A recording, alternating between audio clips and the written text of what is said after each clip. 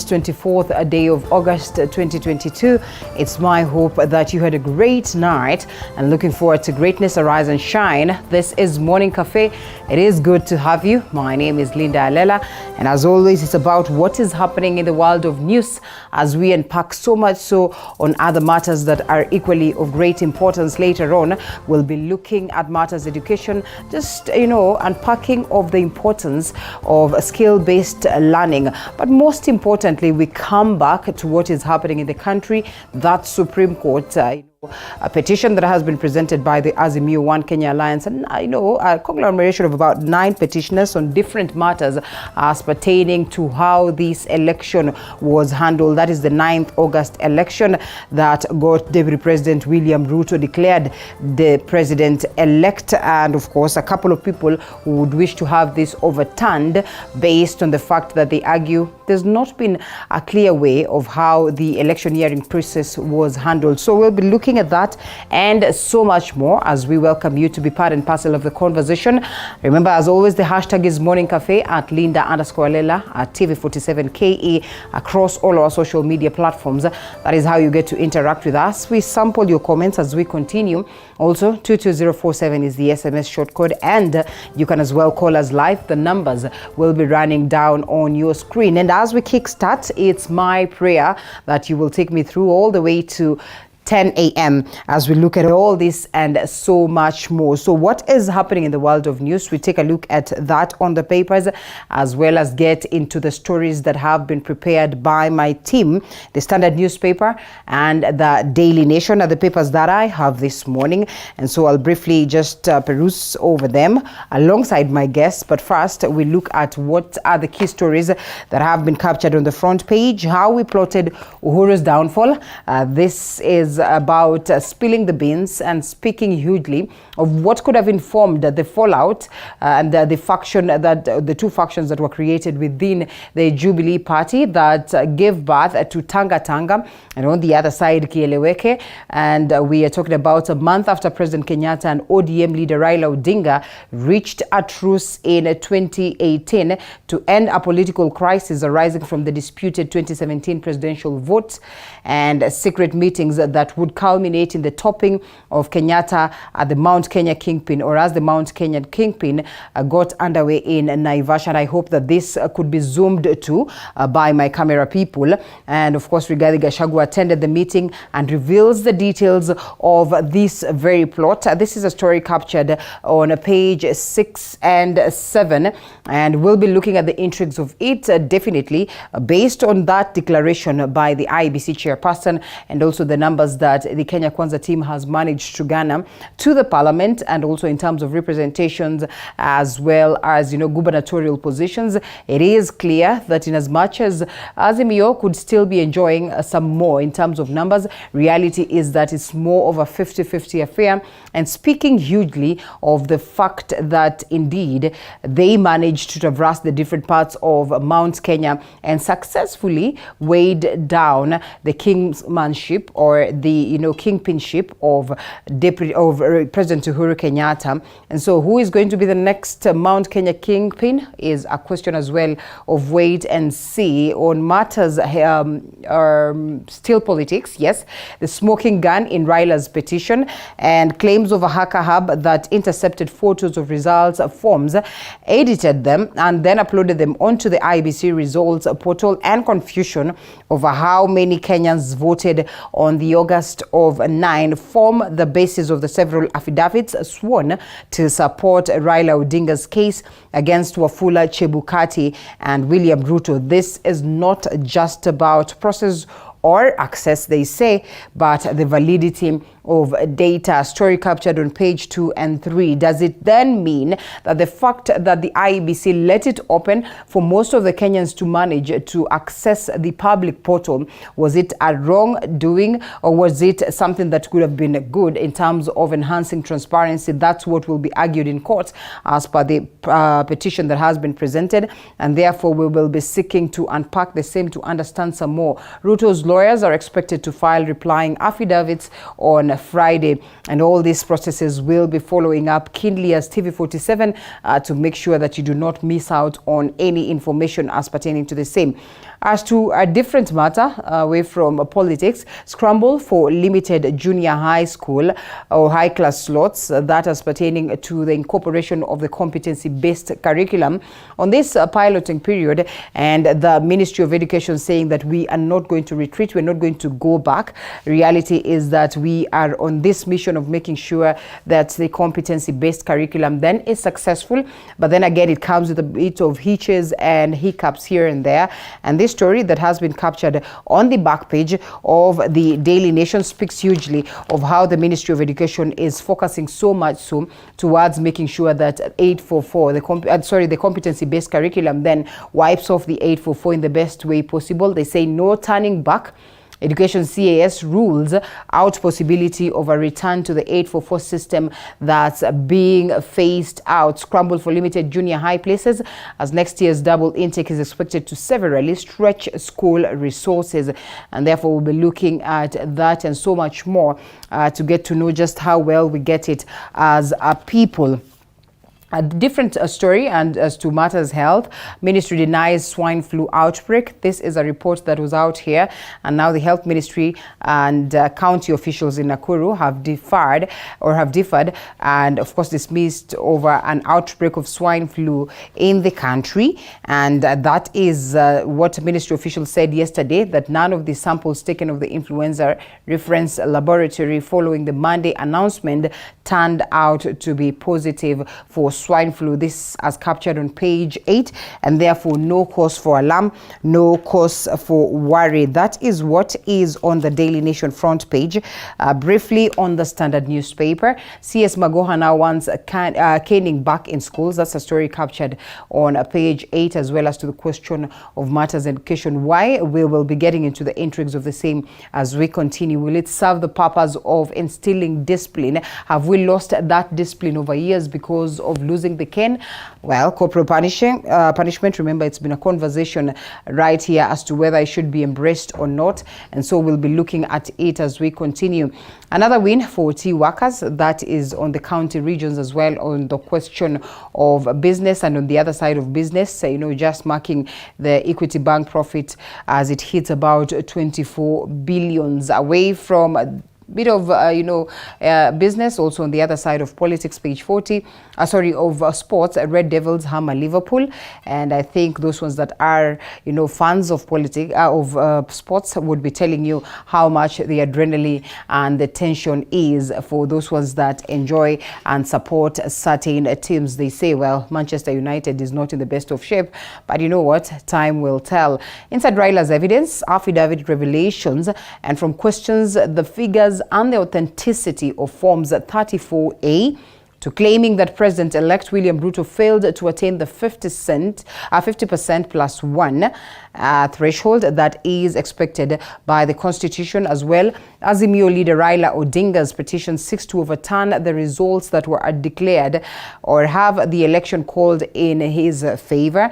And of course, we come through the evidence and bring you insightful details. This is what it is that we're going to be doing this morning, alongside the guests that I'll be having, as they join me for the same. Pending bills headache for new governors, a story captured on page 10. Remember, majority of them have been seen here, preparing for their inauguration, as of course they say they are ready to steer their respective counties in a different direction of progress. But it will not be so easy, as they inherit governments really that have so much difficulties in terms of the question of management, in terms of the question of graft, as well as the numerous spending bills that they might need to deal with. Intense lobbying for county speaker posts, and of course that is what we have seen.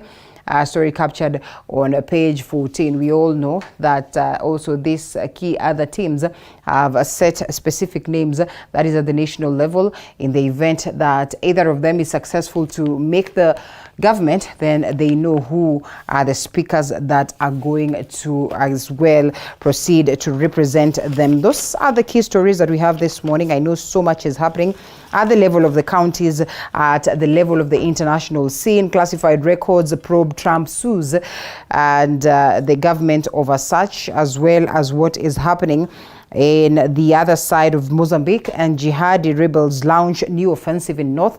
This is quite unfortunate. Fighters have been burning villages and beheading civilians in Cuba and of course Michufi districts. We hope that such then can be addressed. Of course, new Ebola case linked to previous outbreak that is in the DRC Congo. We hope that as well this can be tamed. Remember, we had gotten to a place where we say we are free of Ebola based on the efforts that had been put to make sure that we address this, but unfortunately such is not the case. And in Egypt, Sisi meets regional leaders in coastal city.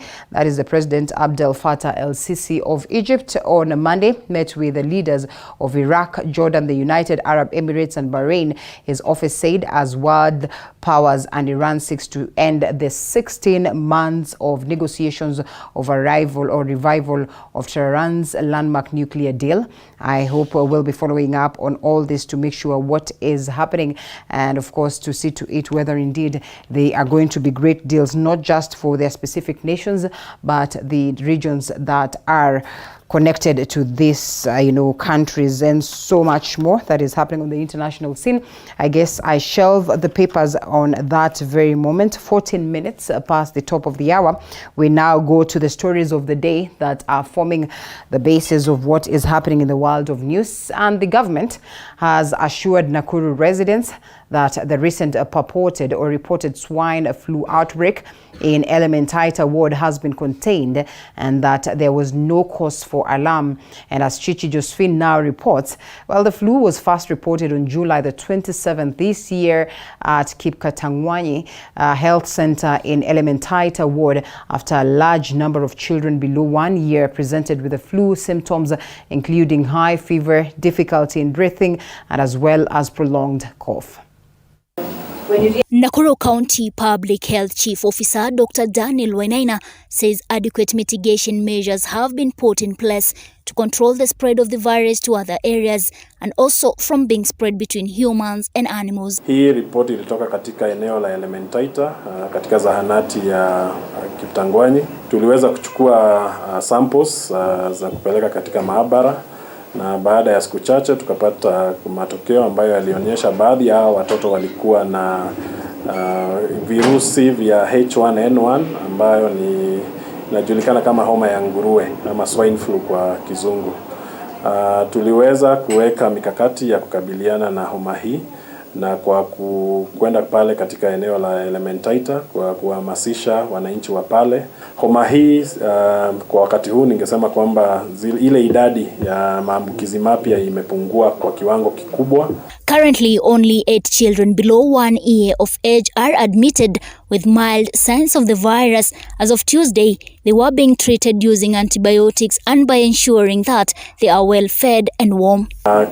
Kwa wakati huu tuko na watoto 6 katika hospitali ya Kiptangwanyi na 2 katika hospitali yetu kuu ya Rufaa ambao wanaendelea kupokea matibabu na wanaendelea vizuri. Health officials are, however, calling on the members of the public to maintain good hygienic measures, including good ventilation, proper nutrition and proper sanitation to fully eradicate the signs of the flu. Tumezidi kuhimiza wananchi waweze kuwa waangalifu, hasa watoto ambao ni wachanga wakipata homa waweze kuwaleta kwa hospitali ili waweze kuhudumiwa kwa muda ambao unafaa. Na tunahimiza kwamba wananchi wetu waweze kuzingatia lishe bora na hali ya usafi, kunawa mikono, kuhakikisha mazingira yako masafi. Chichi Josephine, TV 47. Indeed, sigh of relief for the people of Nakuru there and the country at large. Laikipia County DCI boss Onesmus Towet has dismissed allegations that a Shugu constituency returning officer Geoffrey Gitobu in Kirinyaga County was possibly killed. And according to Towet, the death of the officer was sudden and investigations have begun to determine the cause of his death. This comes a day after the IEBC, through its social media, stated that a group of goons attempted and attacked on their offices preparing for the presidential election. Petition Cheptoboit with the details. Laikipia County DCI boss Onesmus Stewart has dispelled rumors of possible murder of Gishugu constituency Kirinyaga County IEBC returning officer Geoffrey Gitobu. According to Stewart, the officer's death was sudden and an inquiry into the same has been opened. So no person has killed another one, and no person has been brought here that he has killed another one. And no case of murder or manslaughter has been reported here at this Nanyuki station. It is said that Gitobu was on a 3-day off from his workstation in Gishugu and had visited his family in Nanyuki and was expected back to work on Wednesday. Gitobu is said to have collapsed at Nanyuki IEBC offices where he had allegedly gone to print some documents. He was rushed to Cottage Hospital where he was pronounced dead. We are investigating the cause of that death. We are opening an inquiry, which already we have opened an inquiry. The post-mortem will be done tomorrow at 9 o'clock. So we shall be knowing from tomorrow at 9 o'clock what is the cause of his death. For now, it is a sudden death. This comes days after Embakasi East constituency returning officer Daniel Mbolu Musyoka was found murdered in Kajiado County. Investigation into Musyoka's death is ongoing after CCTV footage on his last trucks were retrieved. Meanwhile, religious leaders from Meru County have condemned the killing of IEBC officers, asking relevant authorities to protect the officials. We condemn with the strongest terms possible the murder, harassment and bodily injury of the IEBC officials in different parts of the country. It is sad even to think of people who sacrifice this time to see the elections be killed mercilessly for perceived misdeeds. It's wrong, evil, and no one should die because of elections. Ni kusikitisha sana kama baada ya kufanya kazi, wafanyakazi hao wameuliwa. Hawakuuliwa wakiwa kazini, lakini ni baada ya uchaguzi na tujui ni katika under which circumstance. Kwa hiyo tunaomba kuwa wale ambao wamebaki, ingawa mtu ametoa maoni yake kikazi, wapewe ulinzi sawa na wasitishwe, na serikali ni jukumu lao kuwalinda wafanyakazi wote wa IEBC. In a separate incident, IEBC yesterday through its Twitter handle wrote that a group of goons attempted to attack their personnel preparing for the presidential election petitions. Chepto Boit TV 47. All right, court order stopping the Higher Education Loans Board from collecting fines that exceed the borrowed amount has been received with joy by many graduates across the country. Now, the new ruling prohibits the loans body from charging fines on delayed or defaulted payments that exceed the amount originally loaned to students. University graduates struggling to repay their higher education loans have celebrated the latest court directive stopping the Higher Education Loans Board HELB from charging fines that exceed the original loaned amount.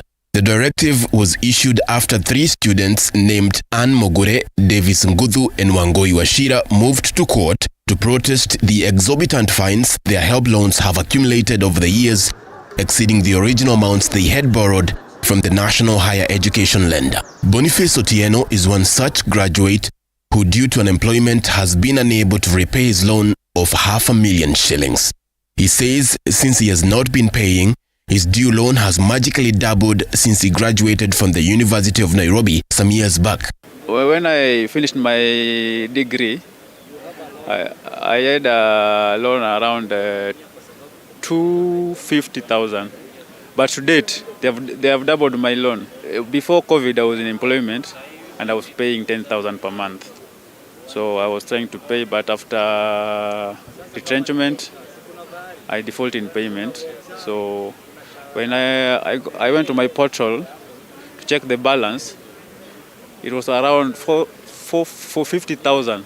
Others like Jojo Molo, who studied business administration at Rongo University, blame inability to pay HELB on rampant unemployment. Maybe I don't know how I will pay them, maybe they can come and take my total deal, or something might happen to me.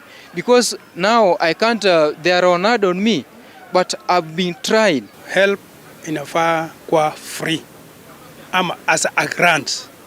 Mtoto akipita from form 4 akienda university, ile pesa yote anapewa ya kusomea huko ikwe free. Samson Murathe is an education financing expert, and he agrees that the court order is a step in the right direction. Because the penalties are based on people who are not paying, or rather non-performing loans, not active loans. So when you talk about penalties, remember they are piling penalties on people already not paying their initial amounts or the principal amounts.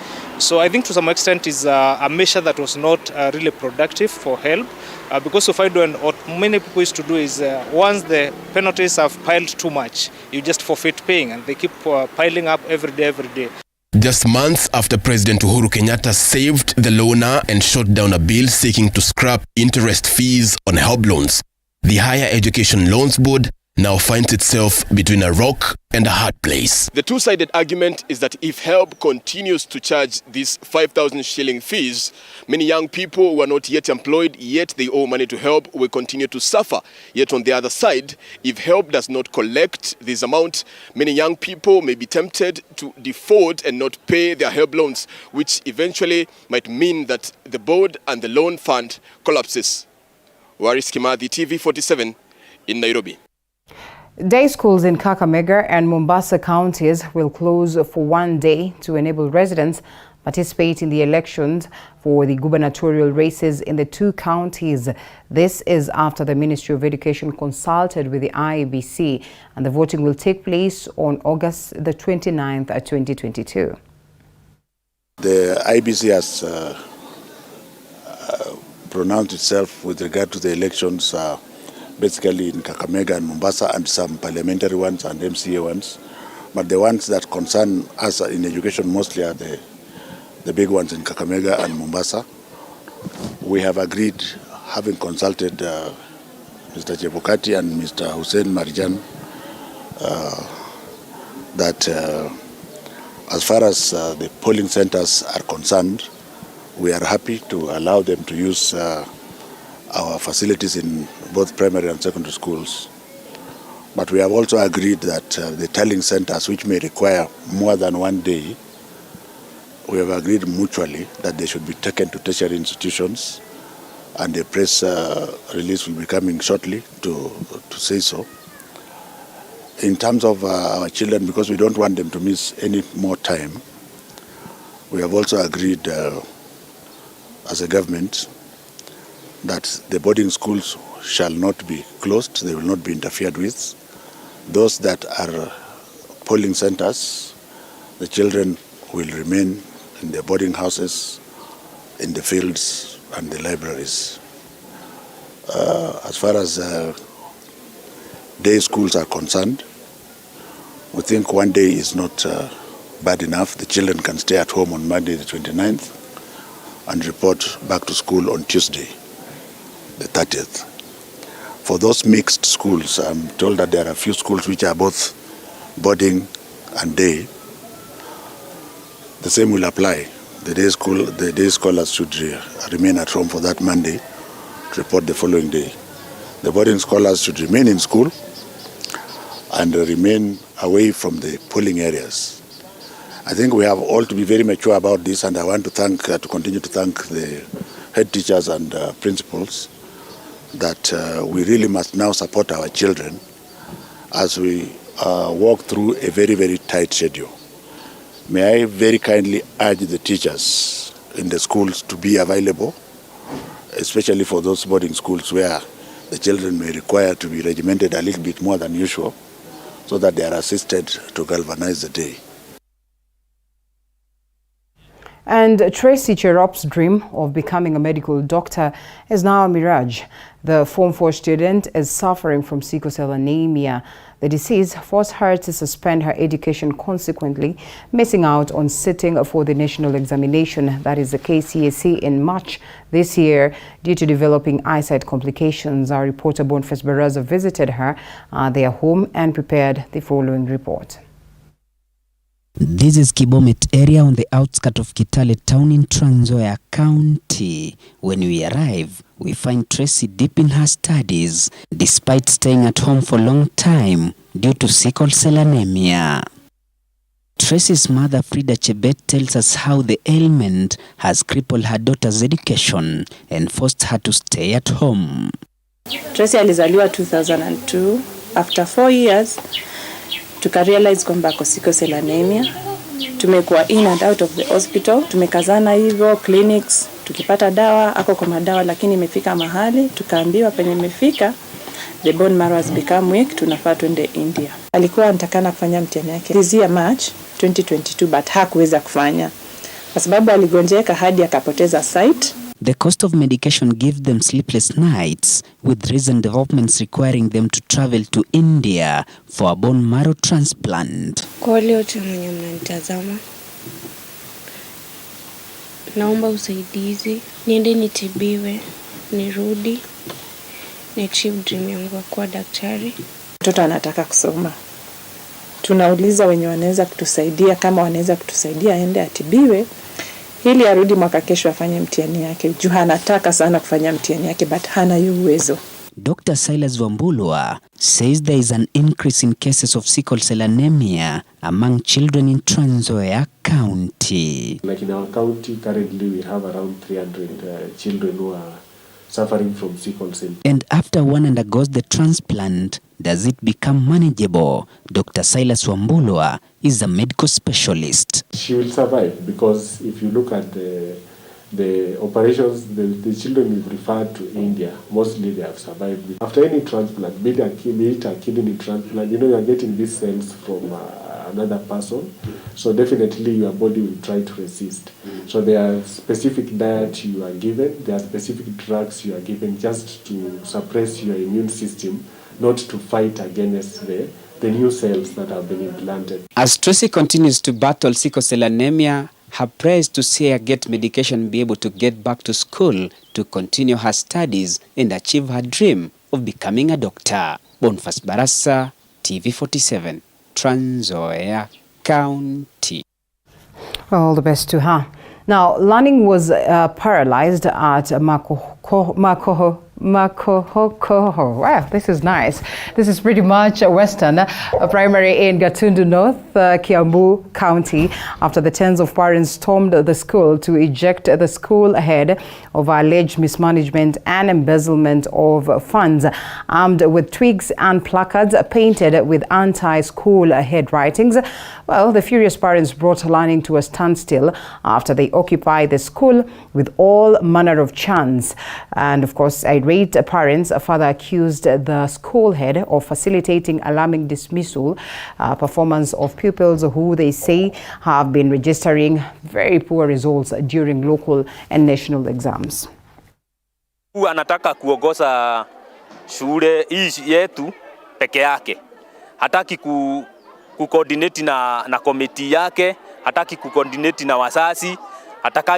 Hata walimu tunasikiaga hakuna coordination nzuri kati ya mwalimu mkuu na walimu wenzake. Pia wachukue mwalimu waende naye. Juu hatutakubali kuongozwa na mwalimu mkorofi mwenye ni mkora, mwenye kukula pesa ya wasasi na kutumia pesa vibaya.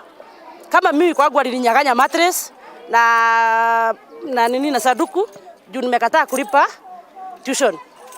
Nikamwambia tuition inafaa kulipwa mtoto mwenye sio wa boarding. Sasa wakati hiyo boarding imeenda watosi wakisubuana na mwalimu, performance imeenda chini sana. Ukiona vyenye ile masomo ilikuwa ya kitabo, kama miaka 5 imeenda, hakuna masomo. Unakuta Well, Makohokoho, they say. Interestingly, it sounds so Western, yet it is somewhere in Kiambu. But we hope that such is addressed. Now, the swearing-in ceremonies of the 45 county governors and their deputies is expected to start at 9 a.m. and conclude at 2 p.m. Thursday. The ceremonies shall occur in a public ceremony before a High Court judge. The assumption of office committees that were formed to plan the ceremonies in specific counties are positive that most of the preparations have already been completed. Stanley Nyangirita with that.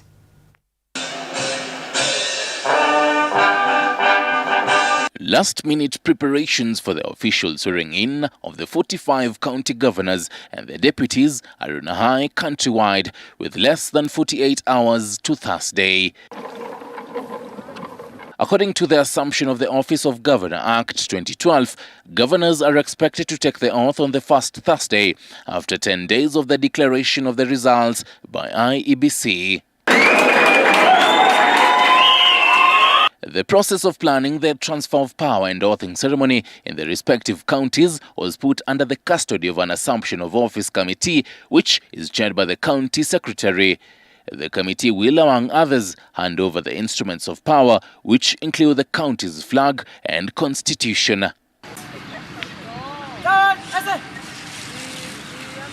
In Murang'a County, preparations to swear in Governor-elect Irungu Kang'ata at the Ihura Stadium are in top gear.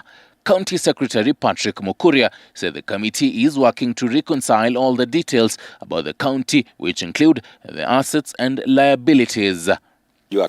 Kilele ya hiyo sherehe itakuwa ni wakati atakuwa anapatiwa zile instrument of power ambao tutapeana ile bendera ya county na ile muhuri ya county pia tutampatia constitution ili kuonyesha kwamba utawala umetoka pande hii umeenda mahali ingine. Kwa hivyo tunauliza watu members of the public wajitokeze kwa wingi. In Machakos County, things are looking spick and span as the residents await for the governor-elect Wavinya Ndeti to take her oath. All preparations are ready and we are ready to go. The committee has been working day and night to ensure the celebrations and the transition continue very well. And I'm happy to report that so far so good. And we are ready to receive all visitors and we are already even transitioning in the new government. Meanwhile, in Uasin Gishu County, the swearing-in ceremony of Jonathan B. Chelilim will begin at 10 a.m. This is according to the County Secretary, Edwin Bet. Inafaa kuwa hiyo ceremony ya swearing-in inafanywa kutoka saa 4 hadi saa 8. Haifai kupita hapo. Kwa hivyo tunataka kuomba wananchi wetu wakuje. Mipango yote iko tayari, maandalizi imepangwa. Tutakuwa na jaji wa mahakama kuu ambaye atakuwa yeye ndiye atapreside over the ceremony, the swearing-in bit. Na kutakuwa na mambo mengine ambayo yatafanyika kuhusiana na hiyo procedure. The same script will play out at Mukunguni in Lamu County, where Governor-elect Issa Timami will be sworn in. The county's head of enforcement, Ali Sharif Mohammed, promised sufficient security in the area.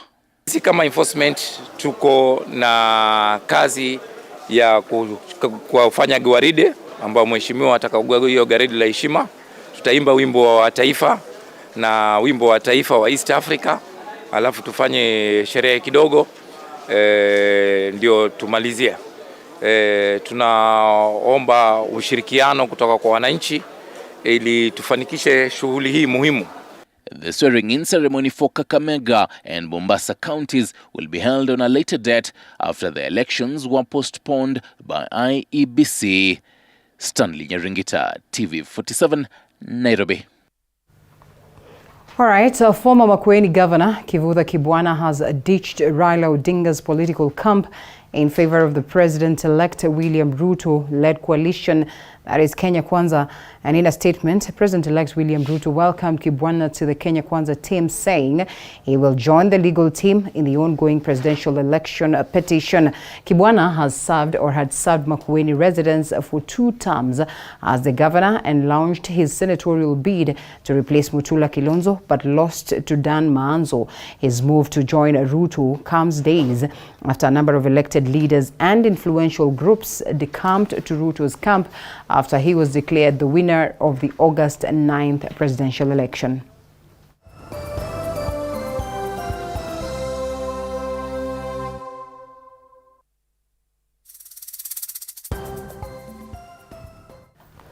Now, the IEBC chairperson, Wafula Chebukati's legal team is burning the midnight oil to file its response to 7 petitions lodged against the IEBC chairperson and the electoral body at the Supreme Court. Chebukati's main petitioner, Raila Odinga, has tasked the IEBC chair to explain why he omitted 27 constituencies in his final tally, whose outcome Odinga claims would have affected the outcome of the presidential election results. Chebukati's integrity has also been questioned, especially on whether or not he has in collusion with President-elect William Ruto in alerting Form 34As.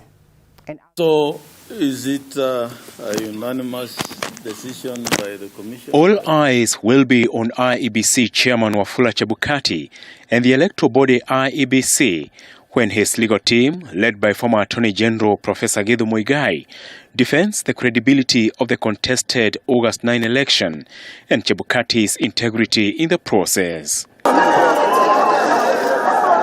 The IEBC chair second presidential petition face-off with Azimio presidential candidate Raila Odinga will be tasked to prove whether he colluded with President-elect William Ruto to manipulate election results, as claimed by Odinga, and an affidavit by former Permanent Secretary John Githongo on a video confession of a UDA hack team that manipulated Form 34As and uploaded the data on the IEBC public portal. This one, I can tell you, is a bombshell.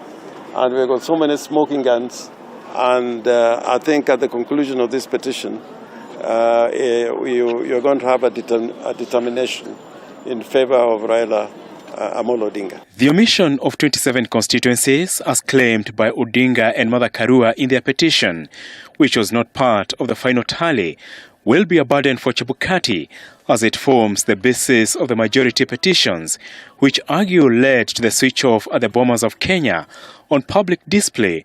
According to Odinga, the 27 constituencies would have changed the outcome of the presidential results. We are accusing Chebukati of criminal conduct, of transgressions that amount to violation of leadership and integrity requirements as spelled out in our constitution. Chebukati will be on the spot in court on the variance of voter turnout versus votes cast, which petitioner Okia Omtata and Odinga argue do not add up, factoring 140,138 untallied votes, which Chebukati failed to account for. Entire Kim's kits were corrupted in order to achieve a result in favor of Mr. Ruto. I have never seen a most corrupt election in our country.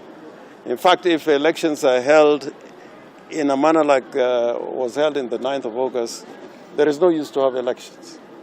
Chebukati will not only be defending the missing numbers, as argued by Azimio, which they want him to produce in court, but also defend his decision to declare William Ruto as president-elect, which the majority of the petitioners claim did not attain the 50+1 vote threshold. Apol Kamau, TV47. Now, in the same breath, Azimio presidential candidate Raila Odinga and his deputy Martha Karua have filed a petition at the Supreme Court challenging the declaration of President-elect William Ruto as the winner in the August 9 polls. 8 other petitioners are also seeking the nullification of William Ruto as the president-elect, while Chama cha Kazi Party leader Moses Kuria seeks to counter Azimio's petition. Flora Limuki has more details on that.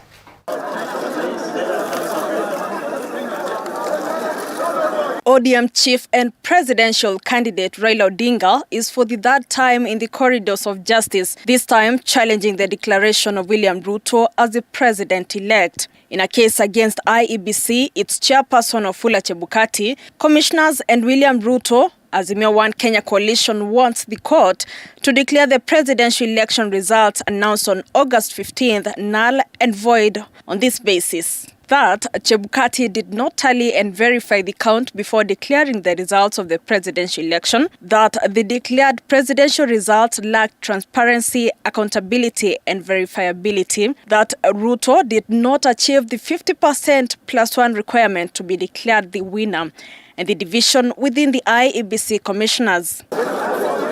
Apart from Azimio One Kenya coalition, 8 other petitioners, including lobby groups and activists, have also filed petitions at the Supreme Court. The petitioners include Busia's senator-elect and activist Okia Omtata, former presidential aspirant Reuben Kigame, outgoing Gatundu South lawmaker Moses Kuria, Youth Advocacy Africa, Helef Halifom, John Joroge Kamau, Daniel Kariokingari, and Julia Nyokabi Shege.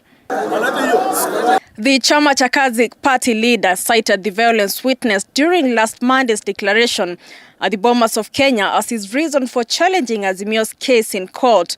Couriers accused Saitabao Kanchori, the national agent for Azimio Coalition, and Kajiado Senator Ledamo Lekina for physically assaulting Wafula Chebukati. Busia Senator-elect Okiya Mtata also wants the result of the presidential election dismissed, stating that no candidate achieved the 50% +1 threshold as stipulated in the constitution.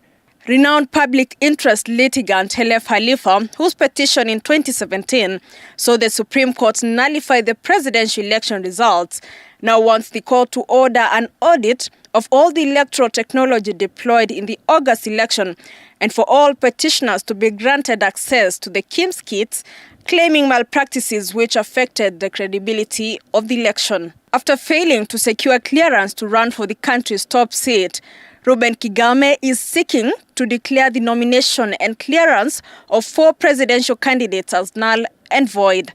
A lobby group called Youth Advocacy Group is calling for the nullification of the presidential election, saying they have evidence that there was manipulation of the poll outcome to ensure a candidate achieved the 50% +1 threshold. Another lobby group comprising of John Joroge and Nyokabi Shege is seeking the court's clarification on whether IEBC chairman Wafula Chebukati was wrong in excluding other commissioners in the final tallying. The 7-judge bench has until Monday, 5th of September, to deliver the verdict that is in line with the 14 days timeline put in place by the Constitution after filing of the petitions. Flora Limuki, TV 47. Well, thank you, Flora, for the updates on that. Remember, that forms the basis of our conversation. And alongside the gentleman that I have on set, we'll be trying to unpack the same and understanding how much this, petitions would be instrumental in this crucial case. The anti-corruption crusader John Githongo has filed an affidavit at the Supreme Court claiming to have received information on alleged rigging of the August 9th polls. Githongo says a young man he is yet to reveal approached him in his Nairobi apartment claiming to have been part of a rigging scheme in the just concluded polls. And as Elizabeth Mutuku now reports, the Kenya Kwanza legal team is already preparing for a legal battle. In his petition filed at the Supreme Court, anti-corruption crusader John Githongo claims IEBC systems were hacked and results manipulated in favor of President-elect William Ruto. Githongo alleging to have information from the whistleblower that a 56-man team obtained Forms 34A from KIMS kits, edited them before uploading them to the IEBC portal. The President-elect got was through a thorough, transparent, credible, verifiable and accountable process, so that IEBC truly improved from the errors that it had made that were flagged out in the 2017 Raila case. So Kenya Kwanza team, or UDA, President-elect and his team is very confident that all the issues that have been raised are neither here nor there in all the elections that have in all the election petitions that have been filed as of yesterday. The former PS in his 22-page affidavit claims a young man approached him revealing he participated in hacking activities under supervision of 10 supervisors who were led by President-elect William Ruto's allies, former CS Davis Chirchir, Dennis Itumbi, who is a communication strategist, John Kandi, John Mutegi, among others, who managed the other 46 tasked with accessing, entering and manipulating the IEBC portal. He says can only reveal the identity of the said young man in the court of law and in camera.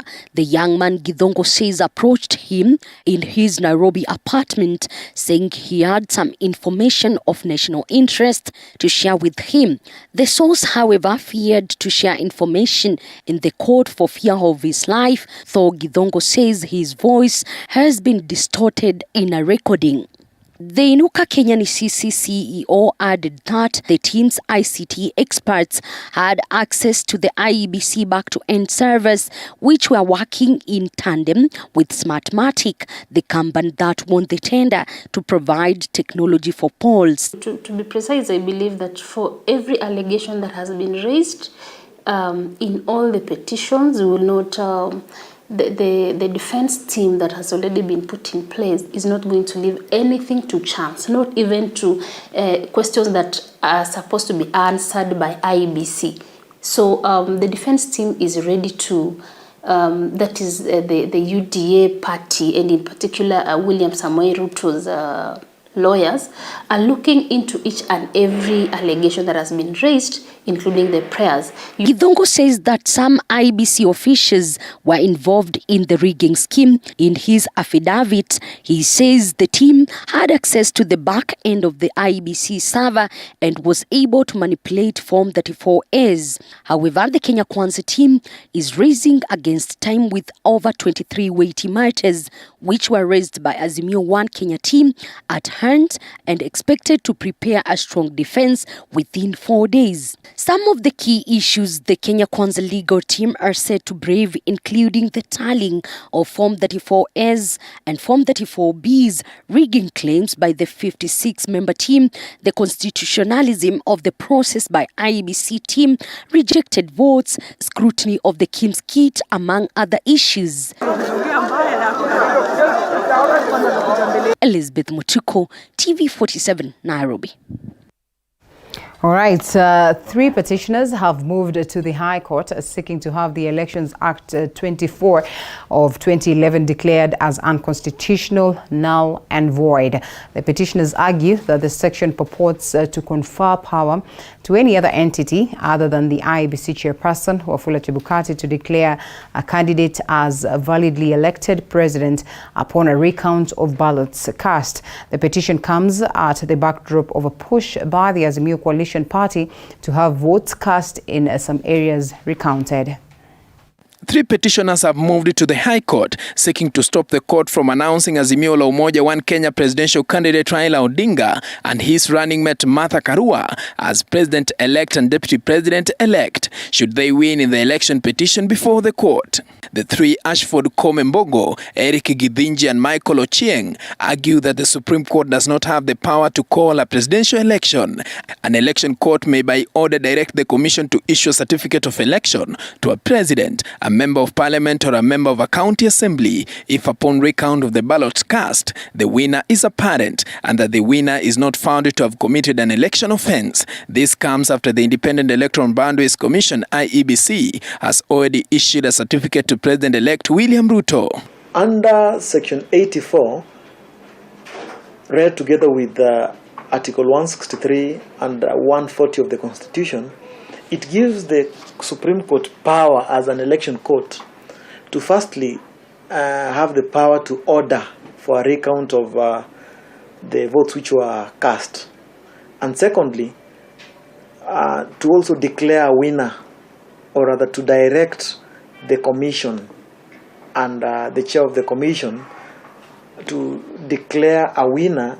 Deputy President William Ruto, the Independent Electoral Boundaries Commission IEBC, might be affected by the court's decision on the matter. Azimio la Umoja party, led by its presidential candidate Raila Odinga, has moved to the Supreme Court to, among other issues, seek the nullification of the August 9th presidential election and also ask for the recount of votes cast in some areas, since the election process did not follow the constitution according to them. Azimio flag bearer also seeks an order for invalidation of Ruto's election and the IEBC to be compelled to organize a fresh presidential election in strict conformity with the Constitution and the Elections Act. Paul Kirobi, TV47, Nairobi. Now, the frosty relation between Roots Party leader George Wajakoya and his deputy Justina Omai continues to deepen as Omai now reveals it is his boss who first blocked her following allegations through a letter by the party circulated on social media stating that she had blocked her boss and other party officials from contacting her. In an interview with TV47's Moige William, Wahome maintains that she has no issues with her boss, none known to her, further stating that she is yet to make up her mind on whether or not to face the party's disciplinary committee, as demanded also in the letter. The fallout between Roots Party leader George Jakoya and his deputy Justina Wahome is now playing out publicly. But we are joined by Justina Wahome to explain what is really happening at the Roots Party. Thank you for your time here at TV47. First things first, are you in communication with the party? Yes, I am in communication with the party. You know, communication is through letters, emails, social media these days. So the letter that was sent on social media is part of communication. So I'm in communication with the party. You have not blocked some of the officials as it's being alleged? It's alleged, but I'm in communication with the party and we've been discussing very many things, albeit we have different opinions. So that is why we have some conflict. But you know, difference in opinion doesn't mean that something is bad. We need to move away from the politics of if you do not agree with someone in the party, you move out. William, we have 80 political parties in this country, as opposed to what we have in developed world. The Democratic Party, the Republicans, Conservatives have been there for over 200 years. What have they been doing different? Not to say that they do not have conflict internally. They have, but they manage, they resolve their conflicts, and there's also opportunity for you to give your opinions without being seen like you've been bought by someone else. That is part of democracy. Are you agreeing there's a fallout between you and your party leader? What is happening at Roots Party? From where I sit personally as Justina, I do not have any fallout with him. It's just a difference of opinion and principle. Remember, William, the first time I went to Roots Party, I sent in my application. There was an interview. And during an interview, there's a question you're always asked. Do you have any question to the panelist? And the question I posed was, what is the end game? And it was very clear that the end game was to popularize the party and popularize our manifesto, which was anchored on legalizing and regulation of marijuana. So that is what I stuck to. That has been the script.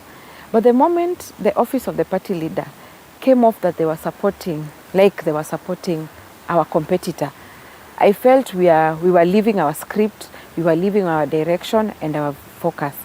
And that is why all the time people used to ask me, are you a project? In the eyes of Kenyans, they believed you were a project because one day it was mentioned on TV by the president-elect that during the manifesto, we were parachuted to KICC. Those utterances put us in the light of coming off as an Azimio project. Were you a project? When I went for that interview as Justina, we were not a project because I was informed we are going to stick it out to the very end because we had our own ideas. We had our own principles as a party. So we were not a project. Where I sit as Justina, I believed we were not a project.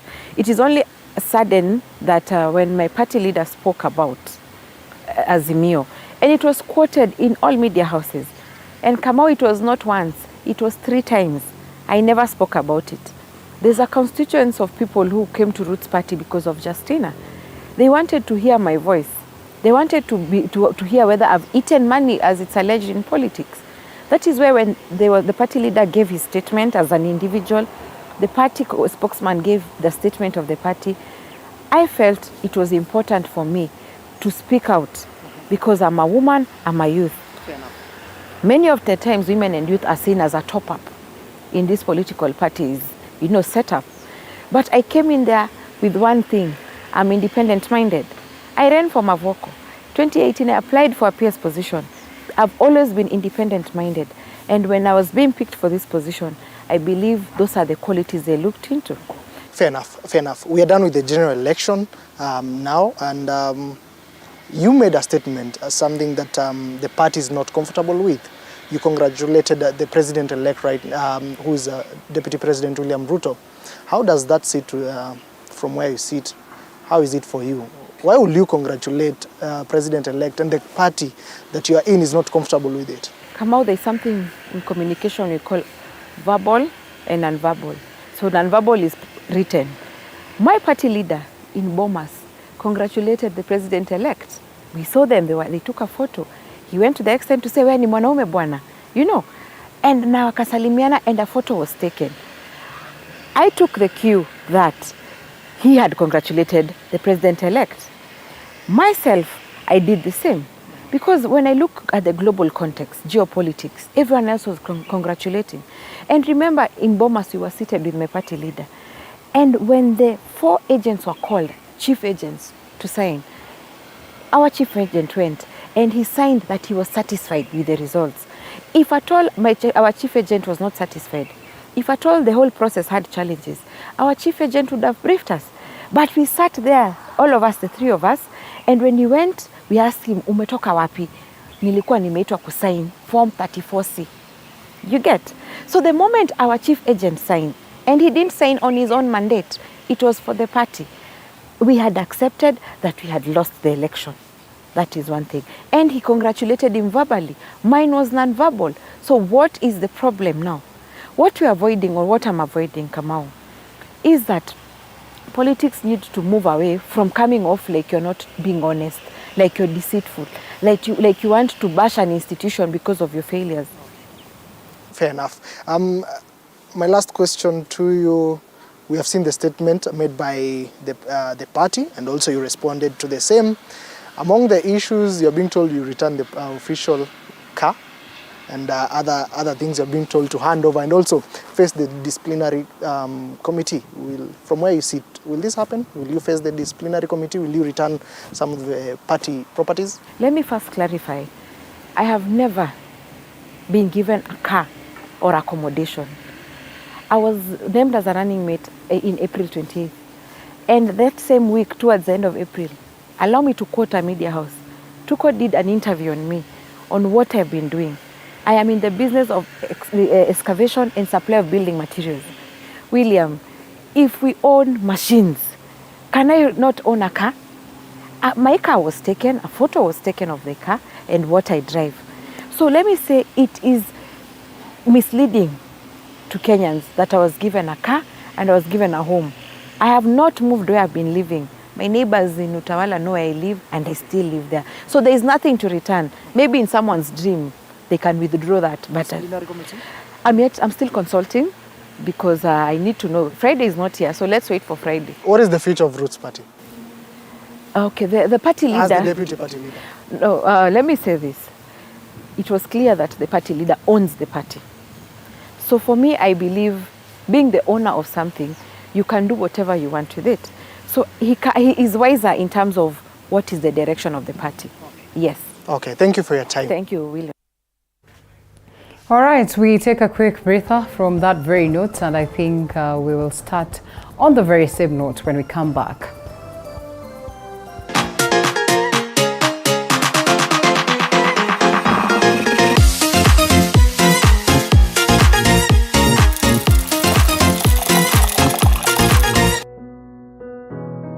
Despite being visually impaired, he is a jack of all trades. It is our quest to find answers on how to take care of children with special needs and those with disability.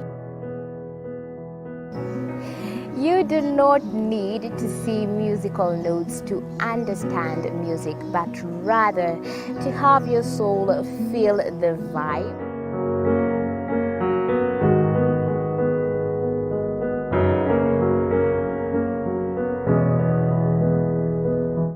Actually, for us to make a wheelchair, we have to take measurements of the user. After doing my assessment, I get to know the parent, I get to know the heaviness she's carrying. Disability comes at different stages of life.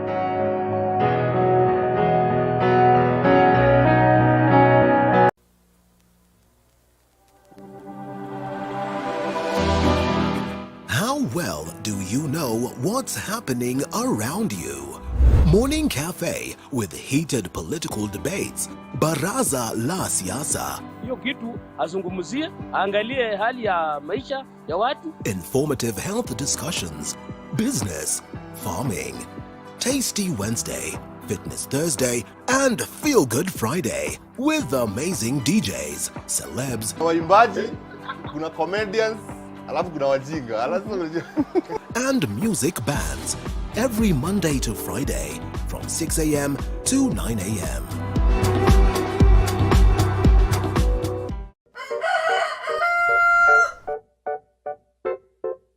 The next set of millionaires are farmers, as we know agriculture has been and still is the backbone of our economy. As we traverse the different counties to meet different farmers, we ensure to get the story of how they started farming. Events Gardens, with a capacity of... Despite being visually impaired, he is a jack of all trades. It is our quest to find answers on how to take care of children with special needs and those with disability. You do not need to see musical notes to understand music, but rather to have your soul feel the vibe.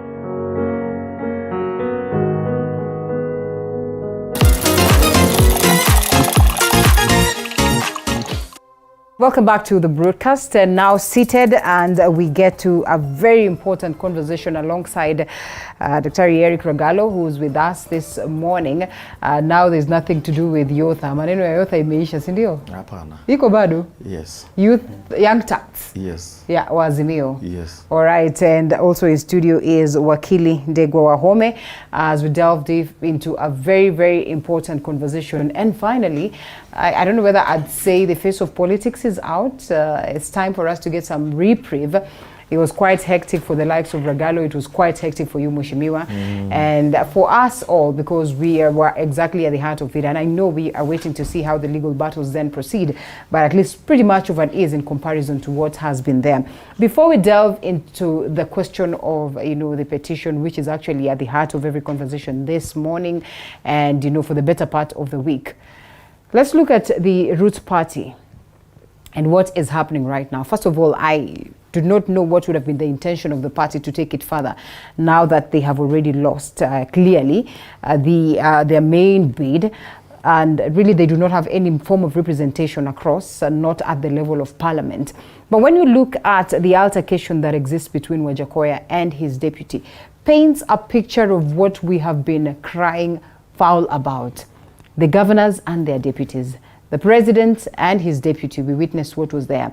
And on several occasions when we are trying to speak to Martha Karua, we're trying to speak to the likes of Rigathi Gachagua, we're trying to speak to Justina Wamai, trying to speak to Ruth of Agano Party, the biggest question that always came aboard is, just how are you going to relate with your president to avoid the scenario that we have witnessed with the IEBC?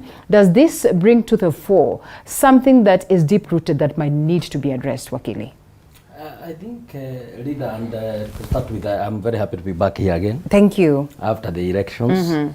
And I say I'm a very happy person that our coalition has produced the president-elect. Right. And I would take this earliest opportunity to congratulate His Excellency, Dr. William Ruto, as the president-elect of this country. And I don't see any reason why you will not be the fifth. So I'm very happy as I sit here. Second is that our parties are a kind of makeshift.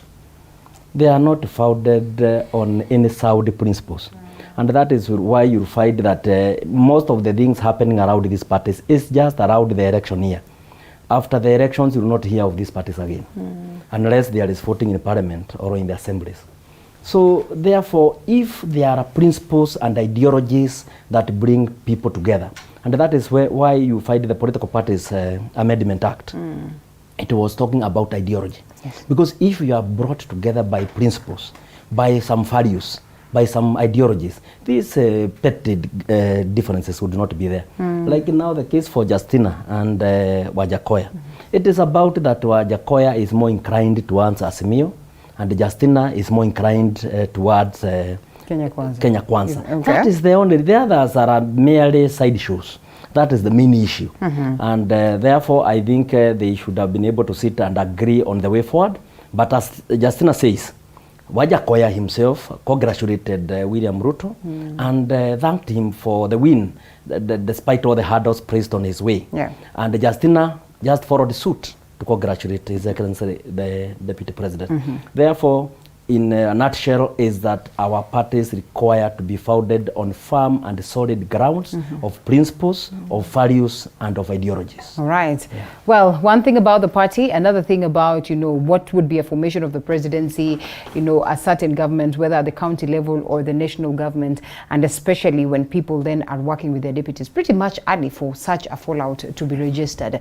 In the event that Kenyans really bestowed their trust and belief in this too, what could it be as we speak today?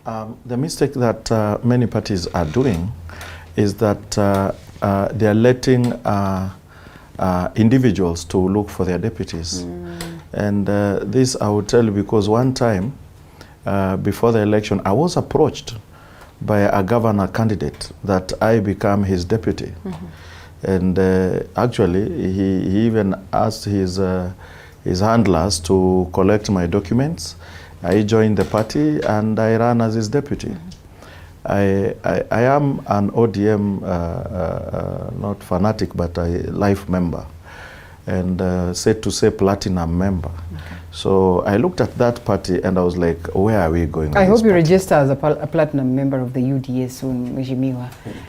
Please do not just. That's why he's looking at me and wondering, hey, oh, platinum. Come so on, such platinum. Right? Yeah, but why say Omera? Yes. The Luo in this. Yes. I'm a member of the CCK party. Of the CCK party, all right. In the coalition, okay, all right. What I'm saying is, I looked at that party, I was like, what is the reason am I going to join this party? Just to be a running mate? And are we headed to win? So, and after that, the same way Justina asked, what is the end game if we lose? Or will I start dragging myself back to my mother party, where the ideology there is what I've been up to today? That's the thing now. When you look at, I'll give an example, ODM, my wish would be that if you have a governor running in Kisumu, the party sits down, look at its structures around the country, and tells, hey, Anyang' Nyong'o, you're going to run in Kisumu. In Kisumu, we have these candidates. We have these people in our party. Could we get someone from this? Justina went through an interview, a very intense one. Yes, but was she a member of that party? Well, she wasn't a member. Yeah, exactly. That's what I'm saying. But they are members as such. Yes, anyway. that's that I'm saying. So it should be within the members of this party. Yes. Why because would we you, have seen. Why would you? I'll give an example. He's running for governor. Yes. Nyahururu, where he comes from. Nyandarua County, and he picks Eric. Because he understands Eric has qualifications. He look at, Eric is a Luo, we'll get the little votes here and there from these other tribes. So he does his calculation and says, Eric is a nice person and he's a good person I can use. Not that he's the right person, but he's a good person I can use to win. The win is not always for the deputy, it's usually for the governor. The win is usually not for the president.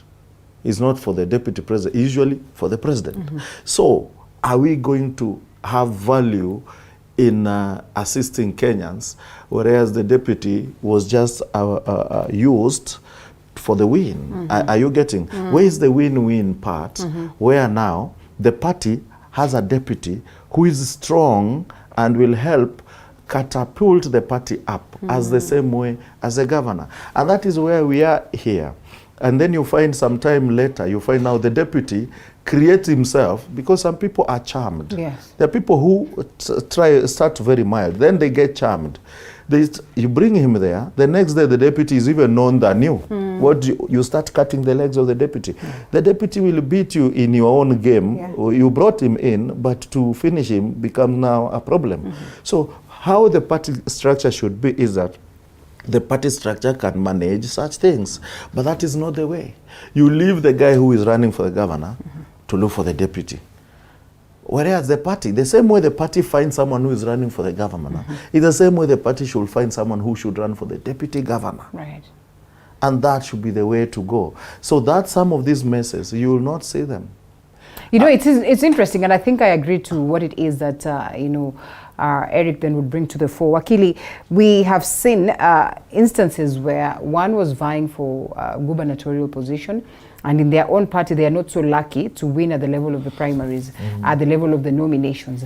And therefore, immediately they have lost at the level of the nominations and they are crying foul. Before you know it, they are deputizing a different, deputy, now in a different party. We witnessed that, say, for instance, in Kiambu. We had Anna Gadecha, who was, trying to go for the gubernatorial position under the Jubilee Party. Wasn't so lucky to get this one, and quickly was called upon by Wainaina Wajango, shifted gears to deputize Wainaina Wajango. And then you ask yourself whether then they will speak in the same mind, because you see, the aspect of the party is really crucial and important in this case. You're a firm believer of what it is that Kenya Kwanza presents.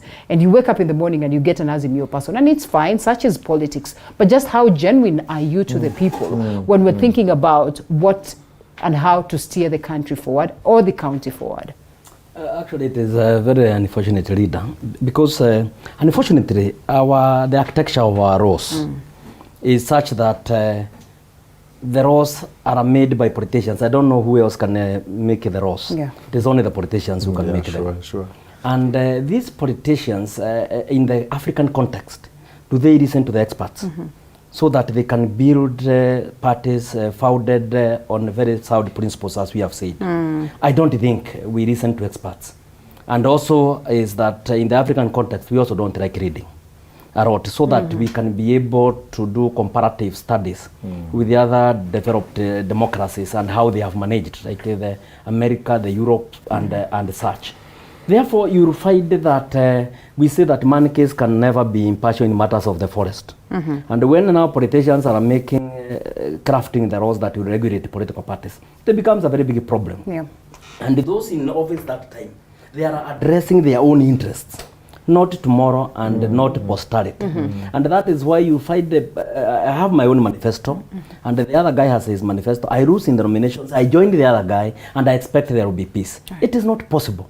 And we should be able to create parties in such way that even if you lose in the nominations in this party, you stuck there and you stick there.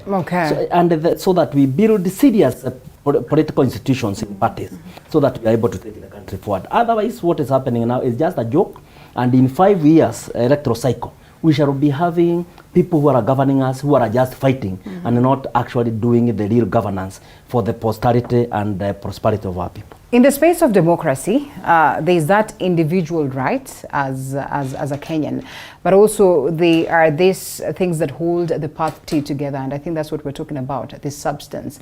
Getting parties that are formidable and credible enough, parties that have their own constitution therein, that would govern the performance and the behaviors of those ones that are in different parties. I mean, you have witnessed the shift that has been there. Well, no one wants to be out in the cold, and I'm sure even Deputy President, as he receives these ones that are defecting to his Kenya Kwanza side, deep down he knows there is no aspect of genuineness, that independent candidates would decide that today now we will align to you, and it's fine, because then you want the numbers. That members of the UDM would decide that now we shift from, Azimio to this other side. Professor Kivutha Kibwana would wake up and decide that officially I do not subscribe to what Azimio then is selling, and I cross over to this other side. Just how strong can we make our coalitions, our parties, to make sure that there are guidelines that guide the movements, the operations of this party, without again infringing on the democracy of individuals? So, well, it's very difficult. Because again, we have post and pre election agreements, and some of these agreements people do are never written on paper. Some of them is mutual agreement on the table. Well, the very serious players, they have agreement on paper, where they sign in and decide this is how we are going to run this government when we come together. Most of the time and all the time, it's not about prosperity of the nation. It's about us, me and you, Linda. What is in for us? Nobody wants to be in the cold.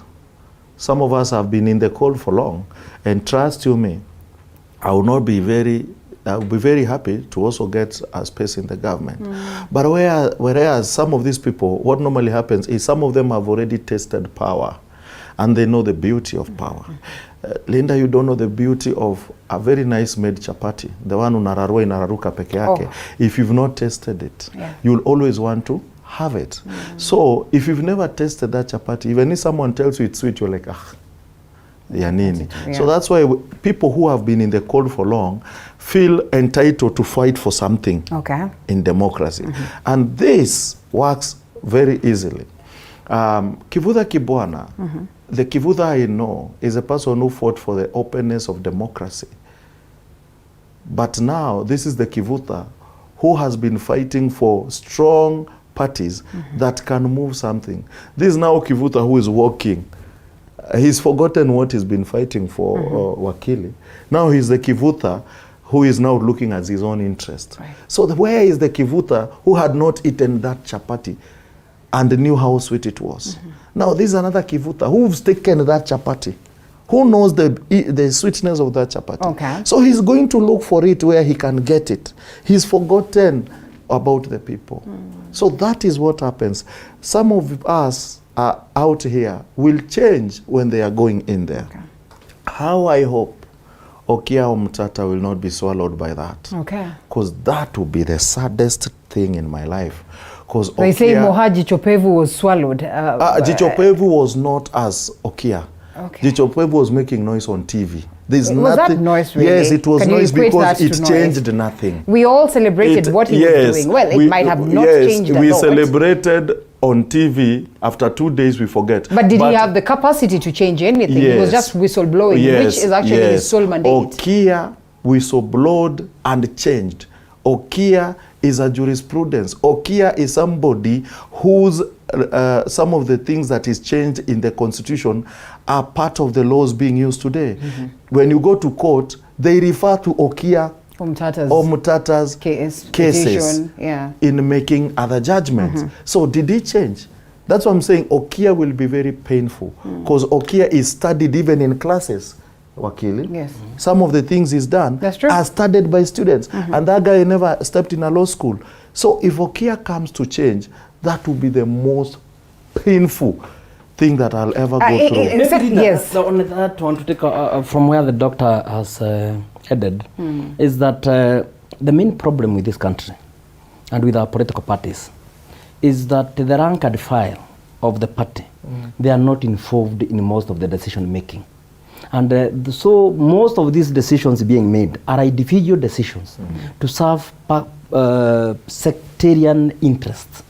And therefore, once decisions are made, that there are some party leaders in this country who have not read the constitutions of their own parties, what they are required to do to deliver on the mandate of that political party. And therefore, for them, they are the Alpha and Omega. They are the start and the end. And therefore, when we start involving the rank and file of the party, when we start involving professionals in the different areas that are supposed to be occupied, the spaces that require to be occupied in a political party, that is when we shall have serious political parties. That decisions that are made are living decisions that would even supersede those the party leaders. So it is a big issue. On Omtata, I agree that at one time, that he does not as a Law Society of Kenya, we thought that he was doing better than us as organizations in terms of building jurisprudence. Jichopevu is another guy I respect. He did not take the route of Okia Omtata. He took another route as a journalist, that he will be doing exposés about things happening in this country. And people stood and listened. And the government felt that it had to do something to address all those exposés that were being done by Jichopevu. So also he has effectively occupied his space in another way. And Omtata the same case. But as he says, Omtata is a special case for this country. Law schools are teaching jurisprudence that has been created by Omtata. I think in the space of governance, Omtata has, it will not be a footmark, it will be a chapter when we are talking about good governance in this country. Through jurisprudence, Omtata is on top of the game. Okay, yeah. And at least he has made good this whole matter. Just to perhaps tell the country, we are on course. We are not changing a thing. We see his petition today as to the question of 50+1. And he argues that perhaps the two gentlemen, there's none of them who could have met the 50+1 threshold. And well, he's already been a senator-elect at this very hour. Do we foresee that he sticks to that? And do you suppose the senatorial bid, the senatorial position was the best to align to what it is that he's been doing to the nation in terms of overseeing, in terms of whistleblowing and all that? And therefore, this will not in any way alter his activities at the level of the Senate. What I will tell you, he's got the best position because he's a lawmaker now, and he can use that to create many laws. He's changed many things through the courts, and now he can use that pen and paper. But now the problem with the court, with the parliament now, we are just talking honestly. You need to lobby. And the lobby is money. We have to be open and honest with one another. And if you need to change some things, he will also need to fight, for example, companies that are engaged in some of these what am I trying to say? I'll give an example. If you need to change insurance law, you need to face some of these companies are multi-billion dollar business empires in insurances, and you will not just run away. You are alone in parliament. You have 40 of the people, and these companies are also lobbying for the maintenance of status quo. You will also need to lobby for the change of this. It's a war. If you want to change some tobacco law, it's a war against some tobacco companies. So I'm saying, what I'm trying to say, he's now getting into waters of war. That's why, and I was putting it clearly. And I hope Omtata will not be swallowed by some of these peremendes that are always in parliament. Right. Because parliament, people go there knowing what they are going to do. Right. But when they reach there, they know what they wanted to do, but they decide to keep quiet. And the Speaker is at the heart of activities at Parliament, and we know that we are in that process of lobbying, and especially at the counties. How crucial is this position? You have occupied the Speaker's position at the level of the county, and so if things are to run proper in that very house, the contribution of the Speaker is crucial. If things are to run proper at the National Assembly, at the Senate, the contribution of the Speaker is really important. That is why we celebrate the likes of Marendi up until today. Actually, the Solomonic, Speaker yes. And leader of majority. Yes, they are the main characters that we look up to get a sane parliament and to get proper representation across. It is that moment of lobbying. What do you make of this? And I mean, I think at the level of the counties, it is now heated. Yes. We have seen speakers who've been counties speakers, Guyo, who's gone all the way to Isiolo to become, the governor. These are things that we appreciate. You have come from that space of the Speaker, going to Nyandarua to seek that mandate to, represent these people as their governor. Just how crucial is this? I think the position of Speaker is very critical, and for good order, the Speaker is supposed to keep order, and actually for good order, and that is all the way from legislation, enactment of the laws, and the general oversight, representation, and registration to be effective. A Speaker must be a person who understands his mandate and is able to moderate effectively, and also a Speaker must be patriotic to the cause of the people. And you must ensure that everything that is being done is to serve the larger interest of the people. A Speaker is a person who can make or unmake or destroy. Even when you are seated on that seat, the numbers do not matter.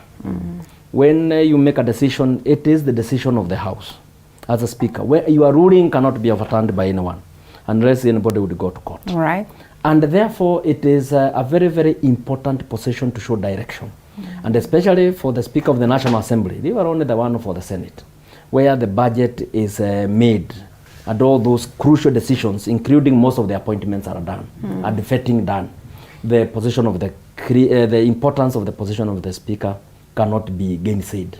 I would just say it is very critical, and from the activities heightened activities across the country, all the way from the center here in Nairobi to the regions, that is the counties.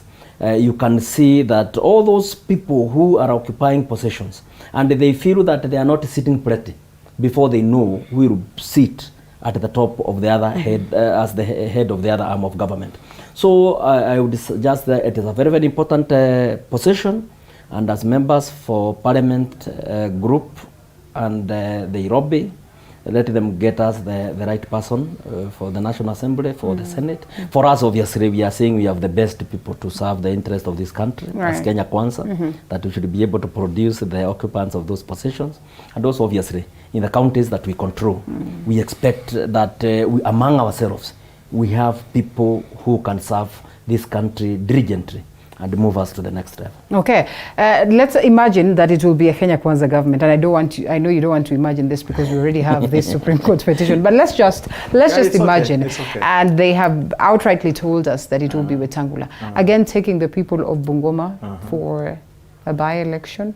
Well, such is democracy, expensive, demanding. And that's what I was telling you, when they were creating agreements, Wetangula was already dangled the speaker's position. Yeah.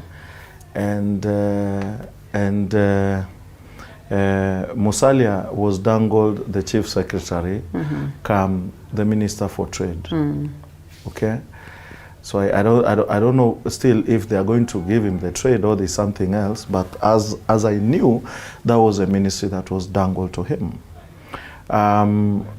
Well, if you get the speaker, definitely they'll have another election there. Yeah. And the face-off will be in Parliament, who wins the speaker, between him and Kalonzo Musyoka. And usually the government of the day should be the one taking the control position, of the control of the Parliament. It only happened that in 2007 that the government of the day lost Parliament to Raila-led team. And as it was painful for them, so that was it. So how sure are you Wetangula will beat Kalonzo? Kalonzo is not just to be shaken off. And the numbers Kalonzo can marshal in Parliament can supersede. That's why you can see so much lobbying on that side. And what Linda, you've not understood, that when you are a president-elect, already announced as a president-elect, there's some things that happens automatically. Some delegations come to you, expecting you're the one to take up the government. Right. Okay? So automatically you come to some people, around 3 or 4, or to the committee, I've forgotten that committee, that will assist you to take the government, where most of the time you'll find your chief of staff will be in that committee, and some 2 or 3 people, mostly lawyers, to assist you to take up the government from the same government that is there. So when you see some delegations going to Ruto, that's normal. I want to tell Kenyans, that's normal. It's not that he's already taken it. That's normal. When you see, I'm talking like a learned person. That's true. Here we are not just talking like street pedestrian people. And all that, Yeah, we are talking like learned people. That's normal. He's the president-elect. So what do you expect? You expect presidential. You understand? You expect people to go and visit him. You expect lobbying, people to go lobby for positions. Okay. Because they expect him to start forming a government. We should be forming right now, because when he take up the seats, he should be giving us the government. It's a systems running. So some systems are already running. Okay. And some people already will be enjoined into the committee of... I'm forgetting lawyer. Unajua hizi vitu in government, in parliament. This committee that is tasked to form this. Transition committee. Transition committee. Yes. Assumption. Yes, that's the name. Some of these people will join the assumption of office, which they should, by the way. All right. If they have not, but they should. From there, you'll find some countries will hold because of issues of court. Some countries will hold to watch, but some countries will decide, especially like now you'll see Ruto, most of the former East countries have already congratulated him. Yes. We won Russia, Serbia. Do you see that? Some have withdrawn. Let's take a short break. Let's take a short break. Yes. Some have withdrawn, but you will see that. So it's normal. So hii mambo watu wanaogopa ati aya Ruto ni kama ameichukua. Unaona vile ambassadors wanaenda kumuona. Ulikuwa na expect waende waone nani? Now you're talking I'm telling my people, yes. relax. Let's take a short break, speak, and then come back on that. All right.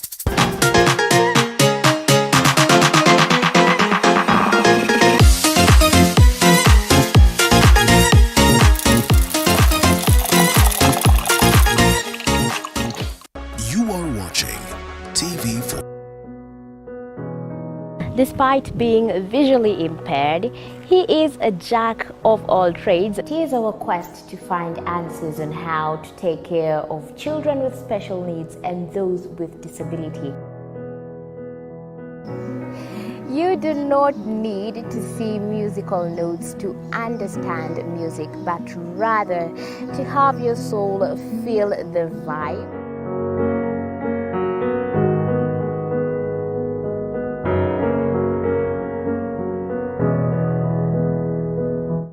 Actually, for us to make a wheelchair, we have to take measurements of the user. After doing my assessment, I get to know the parent, I get to know the heaviness she's carrying.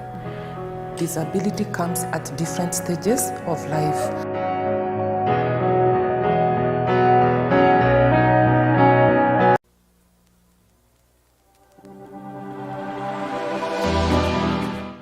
Well, do you know what's happening around you?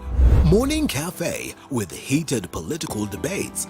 Baraza la siasa. Hiyo kitu azungumzie, angalie hali ya maisha ya watu. Informative health discussions. Business, farming.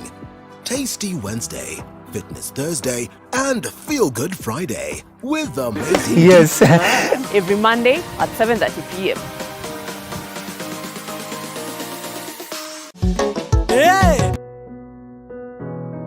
Despite being visually impaired, he is a jack of all trades. It is our quest to find answers on how to take care of children with special needs and those with disability. You do not need to see musical notes to understand music, but rather to have your soul feel the vibe.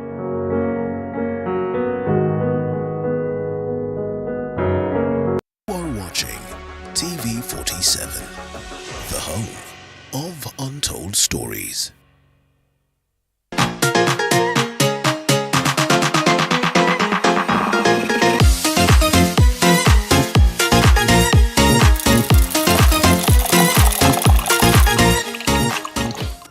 Welcome back to the broadcast. Still with me, Ndegwa Wahome Ndegwa, and we also have Eric Ragalo.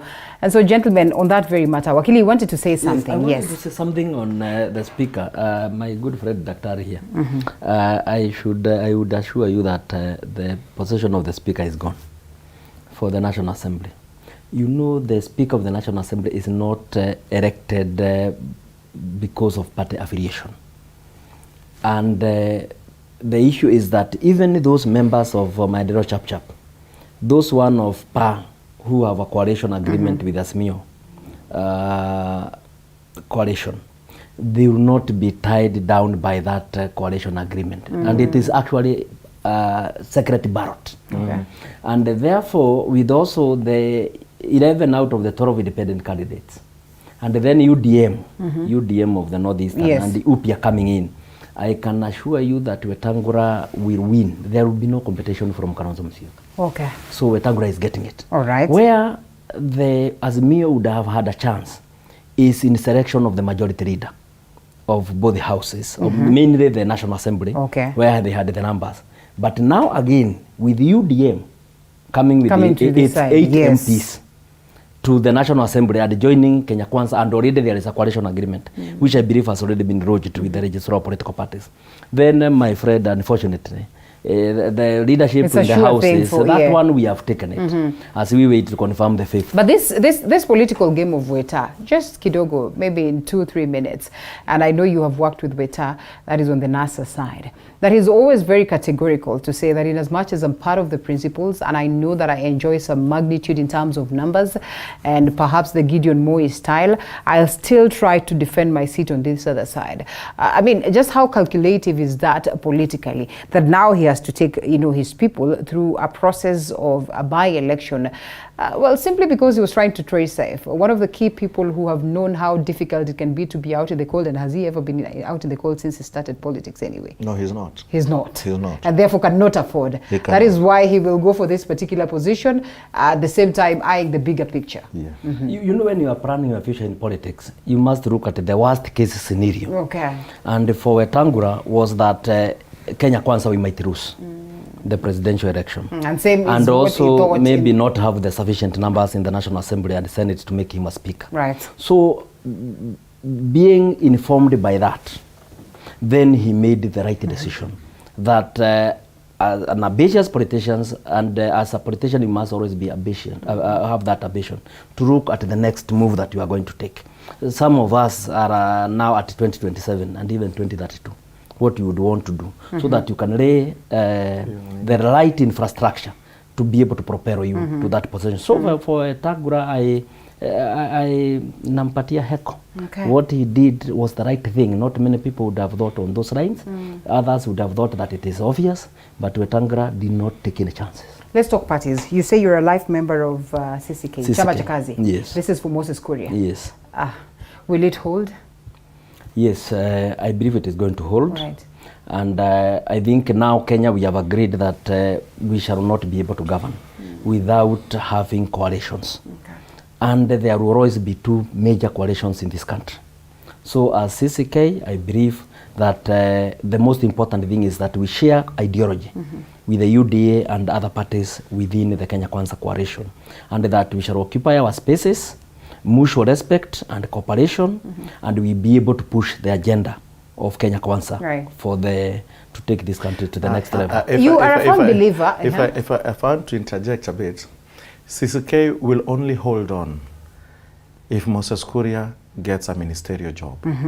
That means the case in court is upheld, and it remains that Deputy President becomes the President. So CCK will hold. And if Moses Kuria loses, meaning this win of Ruto is actually a lifeline to CCK. Okay. If Ruto loses the presidency, CCK is as good as done. It is done. So again, the same way he was saying, calculation. Right. Moses was calculative. He wanted to go for the governor, but he was not going for the governor. Yeah.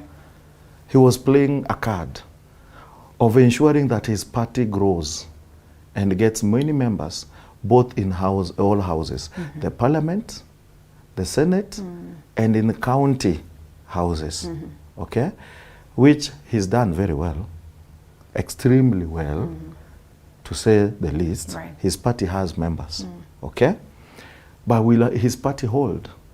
Because there are still other parties in Mount Kenya who did equally well. You should not shun Jubilee. Yeah. Jubilee still has members. It does. So will it come back again? Of course, parties come back.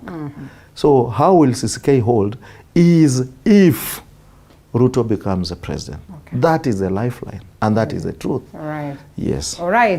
What I would want to say, Daktari cannot really talk for CCK. You know the way he is posing. I might need to tell you this, that if there's a person CCK. who's believed in the political stamina of Moses Kuria, it has to be this. You don't know me with Ragalo. Moses. He has constantly told me that he is capable of garnering the gubernatorial position of Kiambu. Whatever happened, I do not know. But he believes. I supported Moses a lot. Yes. A lot. And I can tell you, I'm looking but at... what I would want to say about CCK is that I say I have no doubt, and I think we are coming to that, about what is there in the Supreme Court, although we might not go into it in great details. But I would want to say that I have great expectations as a lawyer, and having read all those 7 petitions, that these are petitions for dismissal, and that Dr. William Ruto will be the fifth for this country. And CCK has its place within the Kenya Kwanza coalition, which will be the governing party. There is no way you would expect that us who are part and parcel of the Kenya Kwanza government, that then we fizzle away. There is no reason that we can fizzle away, and CCK is not founded on quicksand. You look at the constitution of the CCK, is a very progressive constitution. What it requires is that there was no sufficient time to effectively build it into a fully grown political organization. What do you mean there wasn't sufficient time? UDA in such a short time managed to do that. So when you talk about sufficient time, what exactly do you mean? And I mean, again, we cannot overlook the charisma, the political, stamina of Moses Kuria, and therefore he managed to help the Deputy President William Ruto bring out the best of UDA, and that we cannot overlook. How then do you speak of the why I'm saying about that is because you understand that our party leader was out of the he wasn't the space for about he just came a few months before the August elections. And you also appreciate that when he was here, because the party also need a person to inspire it. And he has been our party leader. You look at Gaturi in Muranga, we against Jubilee and all the Maso, we beat them. In Juja, and where we never won during those by-elections, we lost by very few votes, like in Kiambu, in Meru, by 200 votes. So therefore, I'm saying it is a very strong party. Only at one time, we were distracted by the sickness of the party leader, and because we had not established very serious organs within the party that could have run without this particular inspiration. That was the small drawback.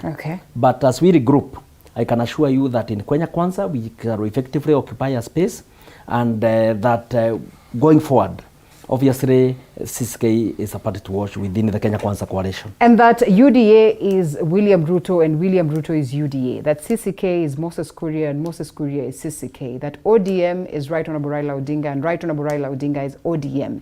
Does it then showcase a scenario where parties are for individuals? What I want to tell my friend before I answer you is that NAC was formed in October, and in December NAC won the elections. Between October and December, Kibaki got indisposed, and someone else ran the formidable machine, and NAC still got the popularity. A party leader being sick does not mean anything. You are there. Should have sold the party. What was stopping you being the Raila? What stopped you being the Raila in NAC? So if that is what CCK is, then that's wrong. Because and that's where I was bringing that, because of that, is that Raila is ODM and ODM is Raila. I may say no. We sell Raila in Mount Kenya during Jubilee. Against all odds. I'm saying during Jubilee, when Jubilee was mother and child in Mount Kenya. And we sold it, not because Raila is ODM. The only people who can say that then are people in Siaya, who basically that is ODM zone. Why were we selling where we already knew we cannot even win and we are still selling it? We believed in the party then, we didn't believe in Raila. If we believed in Raila, then I should not have sold ODM in Mount Kenya. So what I'm trying to say is, a party leader being sick, a party leader dead, is no reason for the party to prosper. We have ANC in South Africa. We have CCM in Tanzania, where even former party leaders have died. And CCM remains CCM. We have ANC, where Nelson Mandela left, and ANC is still ANC. So we need the parties that can run against time. So being indisposed, ati jamani mgonjwa sasa hiyo nini hapana. I was there to ensure CCM didn't win a seat in Kahawendani. I campaigned against Baba Sharon. You know Baba Sharon. And we beat them with all that. So they can take pride of Gaturi, where we were not there. Gaturi is somewhere else. But in Kiambu, I ensured CCM lost. In Kahawendani. And Baba Sharon lost in Kawendani. Maybe read what to interject, and I'm sorry for that. When you are giving the context of NAC, even when Kibaki became indisposed, Raila Odinga had come to NAC with LDP, fully established party. Kalonzo Musyoka was there. George Saitoti was there. All the political big names were there. That even Kibaki is being indisposed could not affect anything. Here we are talking a party that Kuria was in the process of putting up, and then he froze sick. This is completely different. We did not have those people. It is us who believed in the constitution of the party after reading it, that we came in, and despite the sickness of our party leader, we pushed the party to where it is now. And he recognizes that it occupies a position in this country. That is unlike the NAC issue. The NAC was different, and Kenyans were yearning for change. And they saw that change in Mwai Kibaki. So the people were coalescing around the Mwai Kibaki were all the reformists in this country. And therefore Kibaki did not require even to go and campaign, because Kenyans had agreed that is the direction they want to follow. So let's give credit that at least you have done well in terms of trying to set up this party. But as we close on that one, and perhaps briefly on the Supreme Court, and I really wanted us to run away from that without having, because time also is moving very fast. When you look at what it is that Wakili says and the mountain, and I know you have a special place for the mountain because that is where you stay. Of course, the mountain houses you at this very moment. In terms of its future, in terms of its developing of another kingpin that will take it up from President Uhuru Kenyatta, what do you make of the formation of all these parties? TSP has done pretty well. We have seen that Mwangi Kiunjuri successfully managed to garner his bid, and now he comes back to reinvent himself, still part and parcel of Kenya Kwanza. Yes, the formation of Tujibebe, this one of Kabogo, the formation of Chama Cha Kazi, pretty much important to look at these small parties. Is this a mountain that is bound to be as elusive in terms of coming together as, say, the Mulembe Nation is in future? What I can say is the unity of the mountain, as it were, was stemmed on one thing. The external aggression was what was making the mountain speak as a voice. The external aggression of the mountain before then was that we are endangered. Again, the mountain stood because of the Raila factor. The mountain was sold as a place that if Raila wins, they are going to suffer. So all these things that have been sold initially are not holding water anymore. So the mountain got leaders who thrived in selling fear. Then those leaders became too big. They decided to form their own parties. So now the mountain, each part of the mountain have a party. We have DP chairman is from Bere. Right. We have Mbas in Meru. We have NAC. We have NAC. We have Kiunjuru's SDP. TSP party, yes. We have so many parties. And can I tell you something? Agano, we do not forget, because yes, it's gone all the way to the presidency. Yes. Agano is still there. What will happen if they not coalesce and forms a formidable party? They'll have parties per county. And that is going to be very, very painful for them. They are going to disintegrate in the number of votes and the strength they have. We're looking at Mulembe Nation, arguably the most populous community in Kenya. I still believe Luyas are the most populous. I still believe somewhere. Mulembe Nation have so many parties and so many leaders that have divided that place thoroughly, that one, Raila is a Mulembe person. Interestingly. Yes. So is Musalia, and many other. Okay, we can see another one that came the other day and made a lot of, and DAP. Now they even have a governor in Trans Nzoia. And you cannot tell me Mulembe Nation will survive. So what is happening in Kenya the strength of bigger communities is being weakened.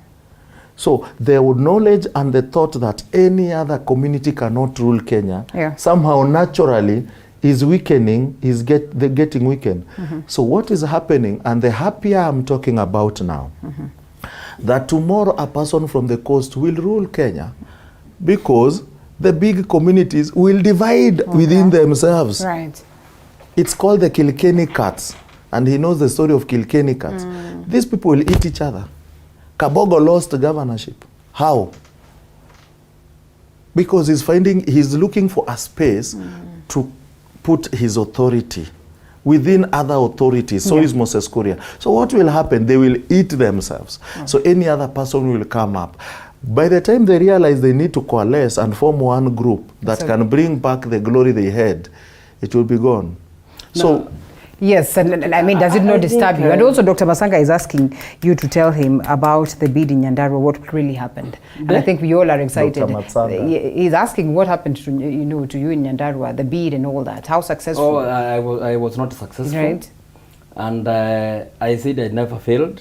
You don't fail. You don't fail. You don't. The fact that you come out I fell in the hands of God. Right. And I'm moving forward very well. So Dr. Masanga is my very good friend, and I can assure him that I'm okay.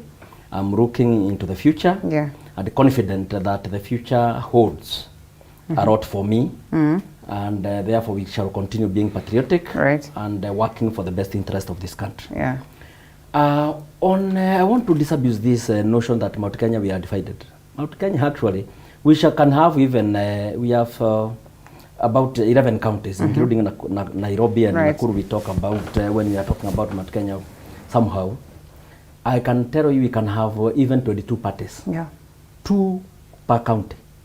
But the common interest of the people of the mountain. Interest of the people of the mountain will remain the same. And despite of where we go with the parties and whatever, we shall coalesce towards our interest. Even you are really confident about that? Yes. Even today, when it came to voting for the president, when we decided that we are more secure. It's a protest vote. At Ruto, even at the polling station where His Excellency the President voted, Uhuru Kenyatta, we voted for Ruto. In the polling station where Mother Karua voted, we voted for Ruto. So the interest. Remember, we still have a case in court that would challenge that, and especially the mountain has been implicated on this so much. So, case, like now they were saying that the differential between the governor's vote and the presidential vote is 23,000. Actually, it is less than 100. And we can explain how that would happen. So therefore, what I'm saying is that Daktari is that we can have as many parties as possible, but the interest of the people of Mount Kenya will remain the same, and we shall coalesce around that interest. The DP is there with its own things, but when it came to voting, we fought for one person. The NAC itself, which is led by Mother Karua, it voted, the members voted for William Ruto. BAS, and all the other parties. So what I would want to say is that the Mount Kenya people, we shall remain united around our interests. And for many years to come, our interest, mainly because of the geographical area and the disposition, we shall have common interests which we shall safeguard and pass over to the generations to come. As Eric Ragalo would say that the Right Honorable Raila Odinga, or ODM, is really a Western party based on what we have seen, and that we can confidently say that for a long time Right Honorable Raila Odinga has been the kingpin of Western Kenya. So is Deputy President William Ruto. Categorically you can say that gone with President Uhuru Kenyatta, it is the DP that is the kingpin of the mountain. And how safe is that? What I would say is that Deputy President, it is not even about anybody else in the mountain. Let's accord him the respect he deserves and say the President-elect. The President-elect. Yes, the President-elect, that is correct. The President-elect, His Excellency Dr. William Ruto, I would say that the people of Mount Kenya voted to him as a person, actually not through anybody else. And we are also happy that we have Rigathi Gachagua for us, a man who speaks the language of the people of the mountain. And actually that is very comforting for the people of the mountain. Because Gachagua is another guy, the Deputy President-elect. that speaks the language of the people of Mount Kenya, and we feel secure. Actually, that team of the deputy president and the deputy president-elect and the deputy president-elect, it is giving a lot of comfort to the people of Mount Kenya. Are they not going to come up and say that we really did not want Gachagua from what we had? You don't answer her question. What she's asking, has the DP taken over the mantle as the kingpin of Mount the mountain? Kenya? It is not taking over. We have given it to him by giving him our votes. So automatically that is a confirmation that he has taken the mantle. And it is us expressing our will. So is it not an undoing? And I think I followed that with the question. Does it not worry you? Because the people of Western region today will tell you, in as much as there's that celebration of Musalia Mudavadi, there's that celebration of Moses Wetangula, and numerous other formidable leaders of the mountain, of the Mulembe nation, is still a little bit skeptical. And really, there's not that unity that would accord them a presidency for sure. Actually, read what we are saying, and that is what the president-elect has been talking. We are getting away from politics of ethnicity. Are we? We are going to the politics of issues in this country. Are we? And in 2022, these politics were shaped by issues. There is no other election in this country that has been shaped by economic issues, socio-political issues, and this foundation was laid by that if you go to Uasin Gishu today. A second, I wanted us to have a formal good talk, but now where he's gone, he's now idol worshipping, and that hurts me. Because I wanted us to have a good talk. We teach the country. And I think that should be it. But now that is where I'll go. I'll start now idol worshipping. But also facts should be stated. But now, how can Ruto become the kingpin of Mount Kenya? You have stated here. You have also stated here that, he has our vote. How is he not the kingpin? Ironically. Having your vote does not mean kingpin. Okay. My brother, when Kibaki was voted by Luos, let me say now Luos, as a man, 99%. Did Kibaki become Luo kingpin? Well, he did not. But that's what is right on Raila Odinga. That's what we are talking about, bro. Eric, I'll ask this. What is right on Raila Odinga to the people of Mulembe Nation? Or what was he at some point in time? And that is not to overlook he did not become the kingpin of the Luya. Okay. Because he was coalescing with other leaders of the Luya. There was Mudi Awori, there was, I'll give the was. Yes. There was Marende, there was Wako and others. So they coalesces with him and they won together. And I'd love to know what Wakili would say about his party leader. Okay, let me give you an example why. Where was Bungoma in the other election? They were with Raila, is it? Where are they today's election? On the other side. So why, if Raila was the kingpin, why did he lose Bungoma? Interesting. You're getting what I'm trying to say. So when he's talking like that, now I feel sad. I get because if you gave Ruto your vote, does not mean he's the kingpin. It's because at that particular moment in time, he was the best candidate for you. Okay. But the kingpin is different. That is different between kingpin and the leader you choose. The leader you choose is different from the name kingpin. It is very unfortunate because the ideology of Daktari that he propagates is about that you must create ethnic balkanization of this country. But it shouldn't be about this person for this region. What Ruto has created is a hustlers nation, where all of us have a sense of belonging. So you are a hustler. A question of class again, class war, affirmation of a class war. Hustlers is about people who come together with a common intention, and they believe and agree that they have to move together. Segregating those ones that you want to call the dynasties. No, I'm not talking. I'm saying that hustlers are people who come together with shared objectives and the belief that we have to move together as a country, as a nation, to secure and achieve prosperity for all of us. That is our ideology, that nobody should be left behind. We should including the dynasties. Yes, we should constrict the base of the pyramid to ensure that we have something that is even that there is equitability in this country. Historically, realistically speaking, just how achievable is that? Actually, we have largely achieved it this time around. How? And I think you can see the kind of voting patterns in this country. Okay.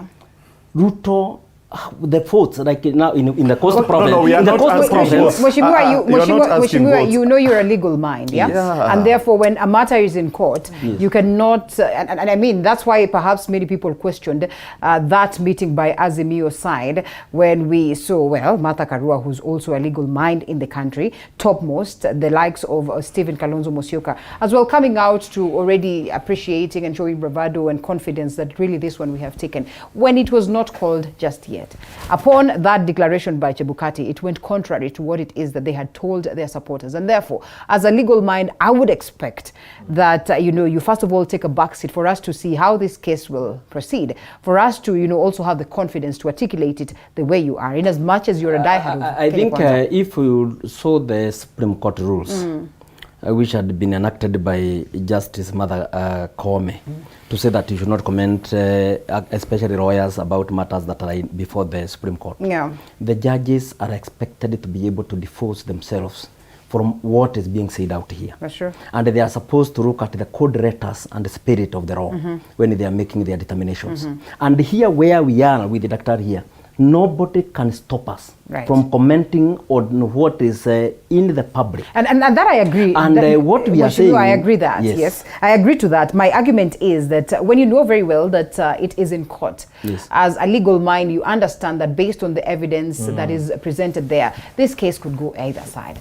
And therefore, don't you think it's a little bit too early to celebrate? And even if it would go either side, I think these parties are talking about 142,000 votes out of 15,000. Right. So we are able to say that Ruto did very well in the coast. When you apply your mind to the charges that are in court and to the votes that were cast for him in the coast province, in the eastern province, in northeastern, across this country. And what I'm saying is that what Ruto has brought to us, that everybody in this country has an opportunity to grow and to prosper and to be secure, and that opportunities will be given in an equitable, meritorious manner. And all of us have bought into that. And Mount Kenya, for us, is that we just require a good environment for business, where our interests are secured. We don't want any handouts or to be given a soft landing. We just want that light environment. And we believe, and that is why I say Ruto is our kingpin, that he is going to offer that environment from his manifesto, from his engagement with us for the last 10 years.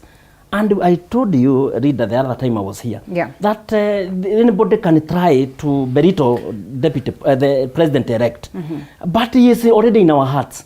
And it was very difficult for anybody to do anything about it. It for us is that they join the bandwagon. This is the future of the country. He's a student of sociology. He's a student of anthropology. Being a lawyer, I know the units they study. And sometimes it hurts. I'll give you a bit of history, When was Kenya formed? 1920, is it? Formed how? When we became Kenya. As a country, we are now called Kenya. The name was done in 1920. Kenya started forming in 1910, before other communities were brought in by the Mzungu. In 1884, we didn't have anything called Kenya. We didn't even have a country. We were under Same kings. Applies to many other we were countries, under kings and chiefs. This amalgamation of other countries. We had Mumias under Mumia na Bongo. That is a country. We had Luos under their chief, Ajuang. That is a country. We had Kikuyus under their Mogo. It was called Mogo wa Kiviro. That was a country. Are you getting what I'm trying to say? These were countries. So they were brought together. And then another way of civilization was brought, that you come together. Now, these small kingdoms becomes a country. And as Africans, we did not lose our identity of kingship. We did not. And that's why when you go to Europe, you will not get two tribes in Scotland. They are Scottish. Yes. You will not get two tribes in Britain. They are Britons. You will not get two tribes in France. They are French speaking. So those are Kabilas in countries. Norwegians are Norway. Okay? Right. So if we are to do a country, we would have 42 and above countries in Kenya. Okay? We came together. So we started coalescing with a constitution made in Lancaster 1, Lancaster 2, and many other constitutions that came later, which he knows of them. So when I talk about kingship, as a social student, he knows what I'm talking about. Okay? So as he knows what I'm talking about, I'm not negating the fact that we need to have a president that is unaligned from any other community that is a president of Kenya. But when you come to community wellness, it will be hard to you coalesce on your people, on your person, so that you propel together. Okay. And he knows what I'm talking about. So having Raila being the king of Luo right now does not mean Raila cannot be voted in the coast or in Ukambani. Okay. But in Ukambani, he cannot be the social king. That is what I was trying to say. Okay. We need to really speak to Kenyans. We should not idol worship. I'm here to teach Kenyans because that is where we are. And before these other communities joined Kenya, we had like a small space called Kenya. And he knows, because he's a student of law now, he's better than me, I'm in medical field, he knows how these boundaries were done better than me. Let's talk to Kenyans. All right, fair enough. I'll accept that. What I want to say, Rita, on that is that this being kingpin or kingship or whatever, I don't think it has helped Kenya since independence. It's time that we we are getting out of it. We hope that we do. If it has not helped us in 60 years, it will not help us in the next 100 years. We have started on a different trajectory where we bring this nation together.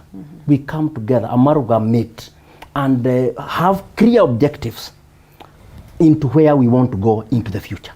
And that is where we are as the Hustlers Nation, the Kenya Kwanza Coalition. Fair enough. Let's go to these petitions, about 9 of them, yeah, from different faces.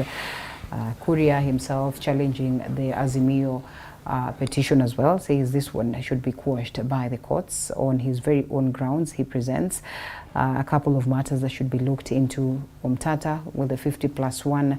Yes, Julia Nyukavishege, who also brings on board a different matter with Njoroge. With John Njoroge on the IEBC chairpersons and his involvement and all that.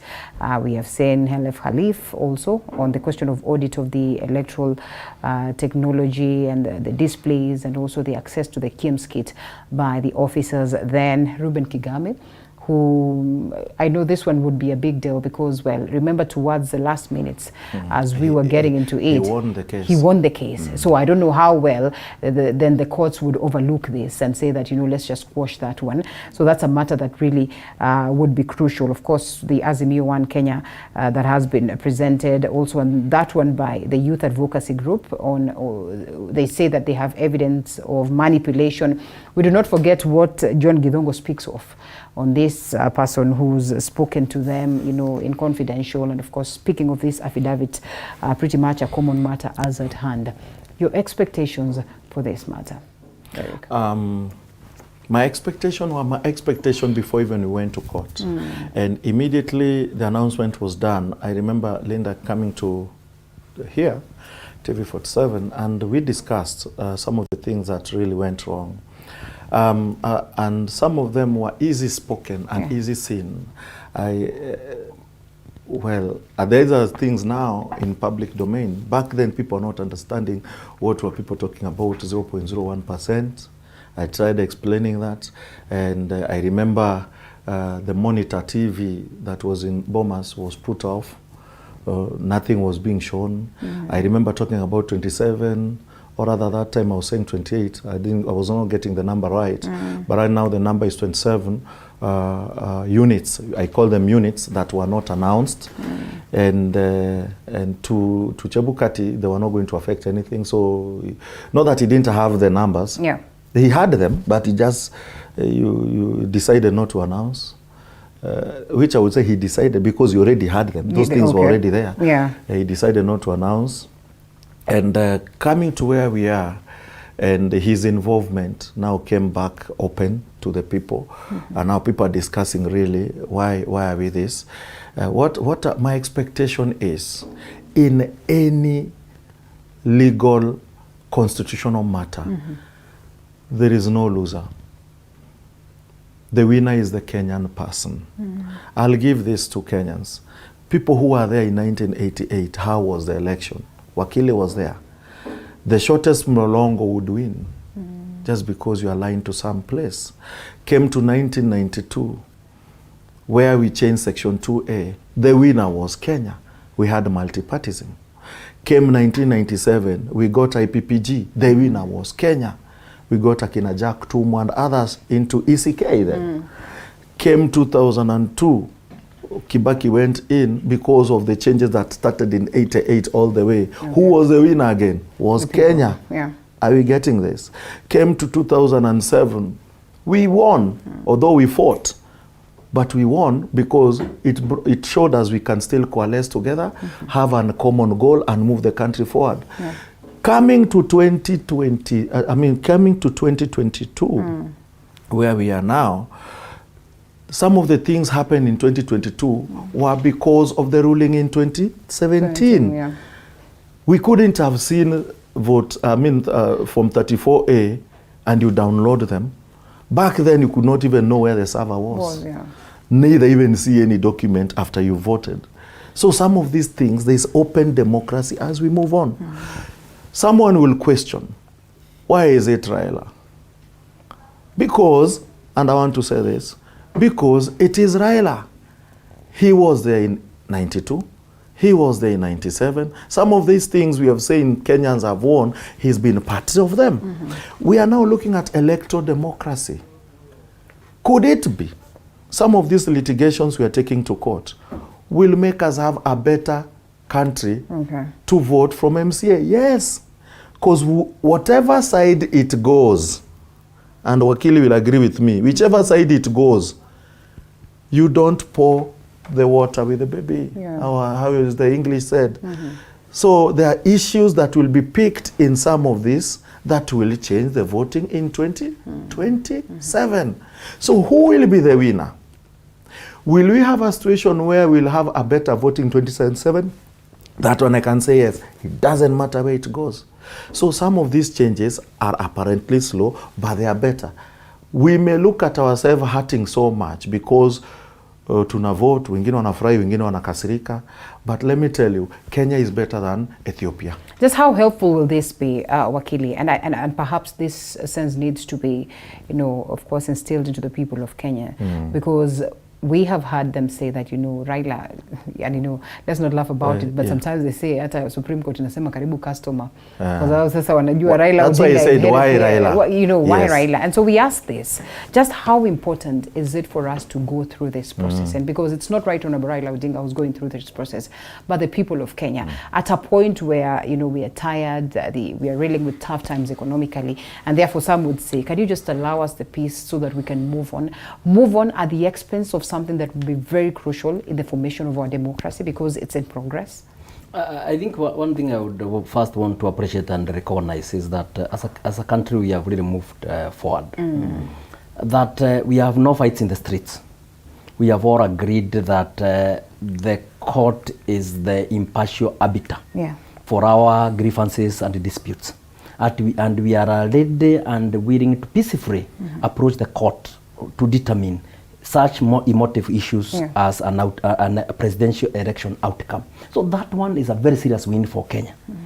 The other issue is that every time there is a petition in court, whether for a member of the county assembly all the way to the presidential vote, is that some jurisprudence is created for tomorrow's better electoral processes to be put in place. And as he says, we have come from forever, from the 1988 to where we are today. We are some of the people with the most organized laws and governance, regulations and policies on how to handle an electoral process. And therefore, like 2017 petition, it brought out a very serious determination by the Supreme Court that the Form 34A is the final resort and can never be changed.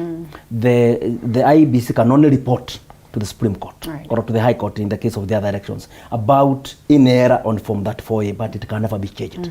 That was a watershed, a landmark in the electoral democracy of this country. So even today, with those, I've read 7 of them, the petitions. Yeah. I believe a serious jurisprudence will come out of it to inform the future elections in this country. Obviously, from where I sit, is that I think the most valuable thing that will come from these petitions is the jurisprudence that will be created around addressing the misgivings and maybe the mischief and the gaps that are in the law going forward. But I don't expect that these petitions will impeach the pronouncement on the president-elect already done by the chair of the IEBC. All right, interesting. And of course, the filing process, I think before we started, and in as much as that was our side talk, I think it's necessary that the people of Kenya then get to understand, you know, what goes into the process of filing this, you know, petition, and especially at this point where the country is moving digital. You know, you want to file your petition digitally, but equally you fault the fact that the IEBC had to, you know, get the server open, if that was the server, you know, for the people, because it was prone to, you know, altering and all that. But just how safe are we as we slowly by slowly move digitally, and looking at how, you know, the Azimio team also filed their petition online, and then later on with boxes and boxes of, you know, hard copies of the very same petition. What I want to tell Kenyans is that as much as we've gone digitally, there's still paperwork done on the background. Yeah. I want to give you an example of banks. They will tell you they have gone digital banking. Whereas when you go to the bank, some of the banks still tell you, fill that paper. Yeah. Some banks, you walk with only your ID, and every transaction is done. So what I would say, even in digital information, we are still growing to embrace originality of digital. This will come about in IEBC still. They said we are digital and we would not want to go to books, but we found people voting books. What if we didn't go to court and the books were brought up? How many people would have lost? How many people, Kenyans, would have been infringed their right of voting? So if IEBC itself cannot securely do 100% digital voting, where else can we go? So what I'm trying to say is, we are embracing digitality. We are going there. And I've seen many changes, even in land registry nowadays. Things are happening digitally. Nowadays, you can book online, take a flight and go where you're going. Yeah. Where you're seated, Linda, you can do a booking direct and leave. We are going there 100%, but we are not yet there. Us going with the books meant what? Was it wrong for us to go with the books? Yes or no? Was it okay for you to make lots of noise and the entire team there to was be no there? Noise. Okay, well, that is. I am asking on behalf of Wakili. Yeah, there was no noise. You would and expect, all the elected members. You would expect Yes. people know. It's normal. Yeah. It's normal. People know. Today we are taking our documents, and by 2 we should be at Supreme Court. This is Kenya. Who told you that campaign on a Monday will not be full in Kiambu? Oh, it is always full, extremely. So are those people not working? And we keep saying, ati, sisi hatukuangi idol, watu idol wako mahali fulani. You can hear people say, I'm just trying to say what people say. But when campaign period comes, that place where people say hatukuangi idol, on Monday kunakuwa kumeja, kwani watu wanakuanga idol. So what I'm trying to say, you'll find still people around to take their leaders, and it's automatic. Some people are not even brought. He knows, he's a politician. Asikike ati mheshimiwa anasimama governor anakuja kuona watu engineer. Si alikuwa anasimama huko area za engineer. Atapatu watu watakuwa wamemngoja. Are those people I don't know. They want to see their leader and embrace their leader. There are people who wanataka kupeleka watu. So obviously where there are 100 people, there will be noise. Okay. So usually it's not noise. Ni watu wanapeleka watu wao. Okay. Ni mambo ya watu wanapiga kelele ni mshangaa. All right. Bwana, si ni ukweli? I think I agree with you that politicians, wherever they attract a lot of interest. But I think and they have not breached in law by going with their crowds to file the documents. What I would say is that they have not breached in law, and also I would also say neither was it necessary. I think Daktari, you would have quietly just online, now you can file all your documents online, and maybe even deliver now the flash disks about the documents that you have filed, and that is what we have been doing since 2020. Actually, we no longer go to court at all, because even the payments, we are doing them online. Yeah. So, but obviously in politics, thanks to COVID, people have... thanks to COVID, that's true. That really is true. Positive also. Yeah. Thanks to COVID. It's transformative. Yes. Completely transformative. That I can do a matter in Mombasa, another one in Nakuru, another one in Nairobi the same day, and I'm seated in my office. It is a total transformation. So I would want to say that they never breached in law, and obviously there is this political posturing and some drama here and there, and to make everything colorful. Obviously, you did not expect also the presidential candidate Raila Odinga even to go there, or the running mate, or Kalonzo Musyoka. What is this hype about? They can only create emotions and hate and tension, although it never did actually, and that's why I'm thanking Kenyans. We expected there would be tires burnt here and there, fires lit, but it never happened. Right. People went to the Supreme Court, they were organized, and then they filed their documents, and they went to listen to their leaders at KICC. That is a plus. For us at Kenya Kwanza, I think we are going to do it differently, to go and file our documents online, as they are supposed to be done, because you don't expect anybody to pour through those cartons and cartons. And some of those cartons looked very right.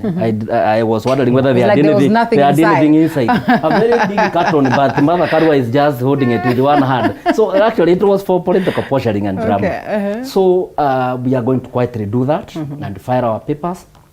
And what I would want to say is that we, having read all these petitions, and we are not preempting what will happen there, is that even read the declaration of the 27 constituencies, the results had already been declared and pronounced at the constituency level. They had been tallied and verified at IEBC.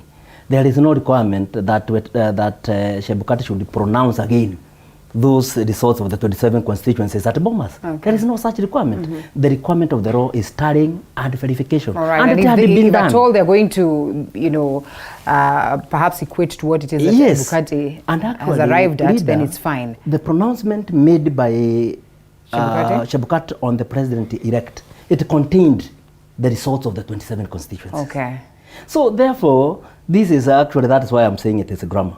About the Reuben Kigame case, the High Court ordered that he had been irregularly denied a chance to contest. But then when IEBC appealed to the Court of Appeal, and said what it would cost the country, and in terms of time and everything, unless the general election would be postponed. Then the Court of Appeal said it is going to stay. His right is not strong enough that it could get the people actually having... I don't think the court will find maybe that he was denied that fundamental right. Okay. But then the rights of Kigame cannot supersede the rights of 46 million Kenyans. His right to be compensated? Maybe he can be compensated, actually, yes. That is the reprieve that he should go for, actually. All right. Otherwise, the rights of 46 million Kenyans supersede those of Reuben Kigame. You know, we're about to close, but now that you brought that question of Reuben Kigame, and we understand how tight it will be a fight for the IEBC, for the chairperson himself, and also just looking at the activities and the operations of the IEBC as at now, that you wake up and one of the returning officers is missing, you wake up, one of them is dead, well, whether it is proper or not, and when the chairperson himself cites that there has been a lot of intimidation and it's not all rosy for them, then you ask yourself, will there be an IEBC tomorrow? Is there anyone who would be willing to work for this? Is there any Kenyan who would present their name to work for this particular entity? Just what is left of the IEBC as we come to a close? Yesterday, when I was taking lunch somewhere in Kibandaski, you know, when I say Kibandaski, Kenyans know very well. Just doing some sukotas with some guys. Be careful, you're not mistaken to be a hustler. when you say Kibandaski. No, Kibandaski, those guys are rich because Kibandaski food is made then, fresh then, and it finishes then. Oh, and it's so sweet. When you go to those other big names like in a 5-star hotel, the fish in a 5-star hotel has been sleeping in the fridge for a whole week. Kibandaski fish came from Kisumu that day, and you're eating it that time. It's the best food to eat, by the way. Do Kibandaski anytime. I have. So when I was in the Kibandaski, some guy brought this issue. The easiest, and this is a serious matter where Kenya should listen to, that working for IEBC should be one of the easiest 10 ways to die in Kenya. Then I asked him, which are the easiest 10 ways? And I'm here, drive on a freeway with the 200 kilometer up there, the one that was opened by President Uhuru Kenyatta. You will go. Yes, expressway. He narrated some of them, but he said, IEBC is one of the best 5 ways of dying in Kenya. I know, right? Then I was like, oh God, why are you saying that? At this way, uangalie kutoka wakati wa Musando and before. Then he asked me another question. I didn't know his name even right now. Sikumuuliza. Akaniuliza, wewe unaweza chukua kazi IEBC? I told him, enyewe, nitafikiria mara 100. Anaambia mimi hata sitafikiria siwezi. Then I was like, enyewe, when that time comes, wakili, do we need to have a jurisprudence to protect ROs, the permanent employees of IEBC from RO and above, or else we will not have an IEBC? How about we answer that after this short break? Wakili, allow us to take a quick short break and then come answer that now that we have some grace period. Yes, after this break.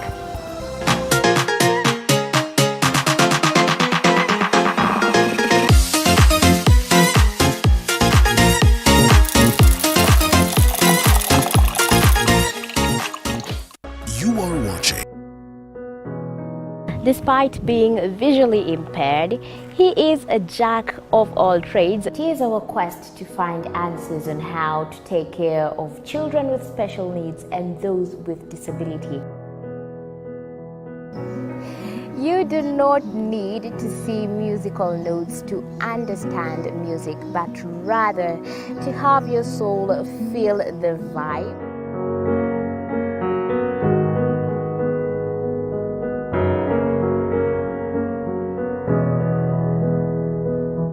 Actually, for us to make a wheelchair, we have to take measurements of the user. After doing my assessment, I get to know the parent, I get to know the heaviness she's carrying. Disability comes at different stages of life.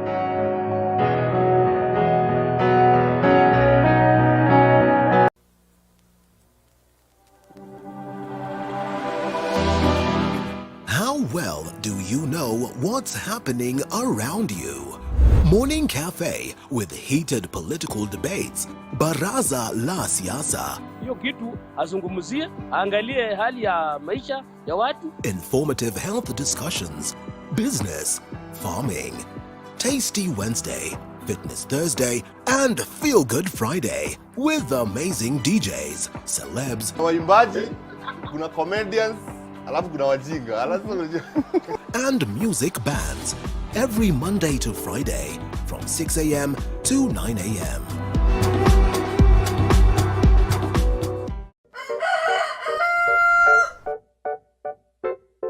Tunakalia wakili ya kwamba sasa zile wakili anaongea sisi tuna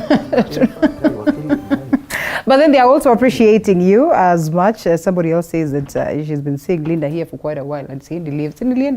I think you've been on set when I'm not around, yes, right? A couple of times. Yes. And yes, lots of feedback as pertaining to the matters that we've been discussing. But in the best interest of time, let's not look at them. But yes, let's just go back to that very matter.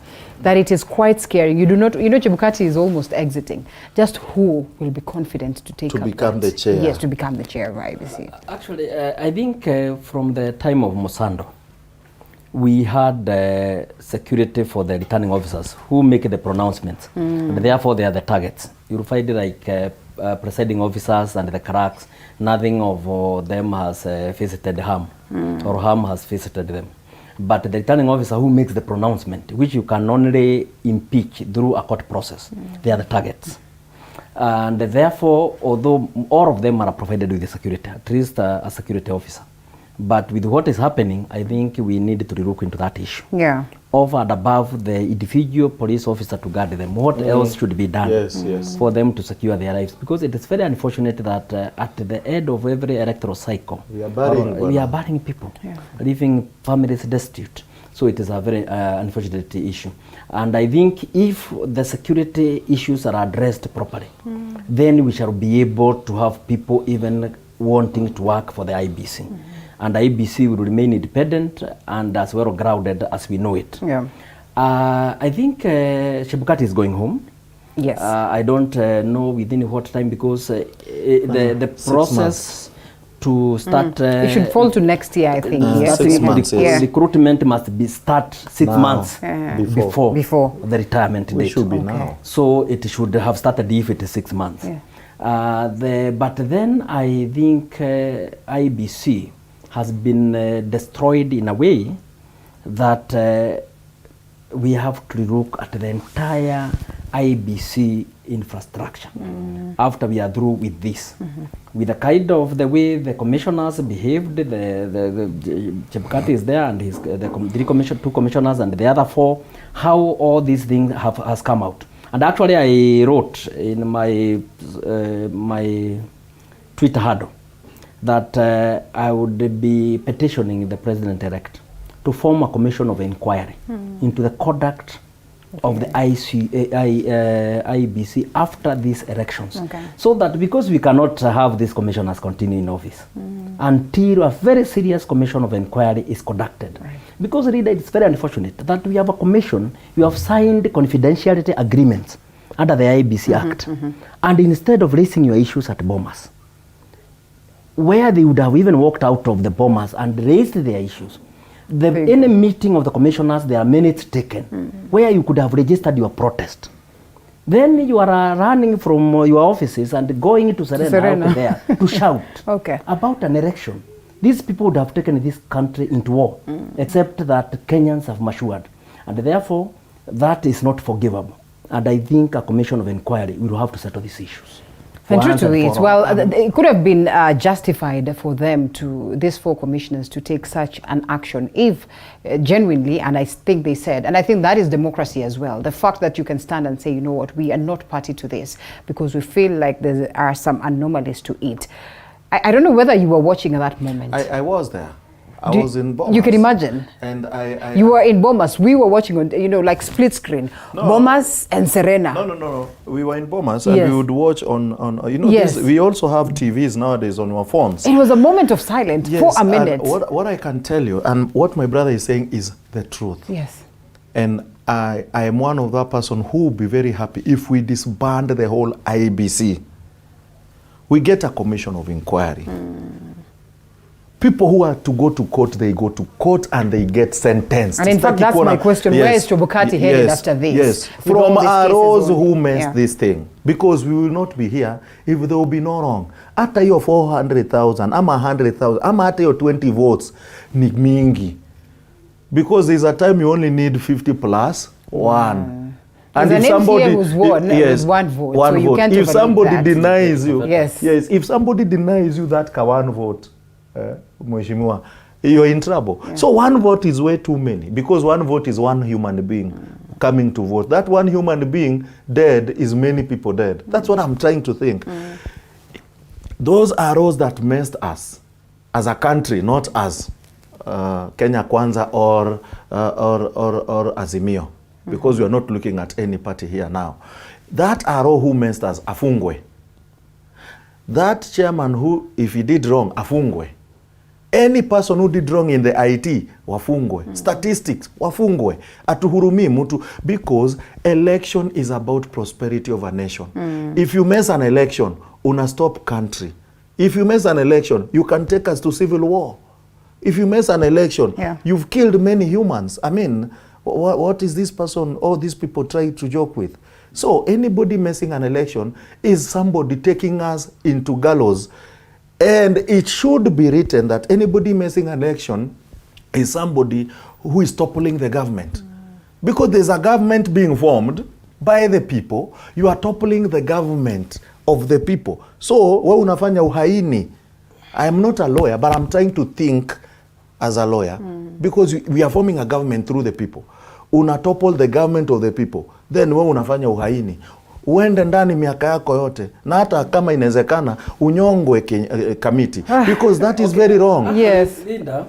And then we need to have a very serious, painful and very, very expensive laws on election. Ndio watu waache hii maneno. I think the punishments provided for electoral offences is serious enough. Okay. What we need is now to enforcement. Is kunyongwa not good enough? Our constitution does not allow that. Yes. So now, my main concern here, leader, about this the whole process is that the commission, they formulate policies and they give direction, but it is the secretariat that works. And the results that are being pronounced are from the secretariat. Yes. Even when Chebukati is told by law that he tallies and verifies, it is actually the secretariat which does that work. Yeah.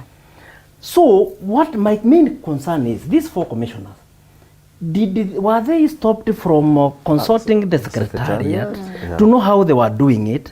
Did they have different figures from different persons in the secretariat?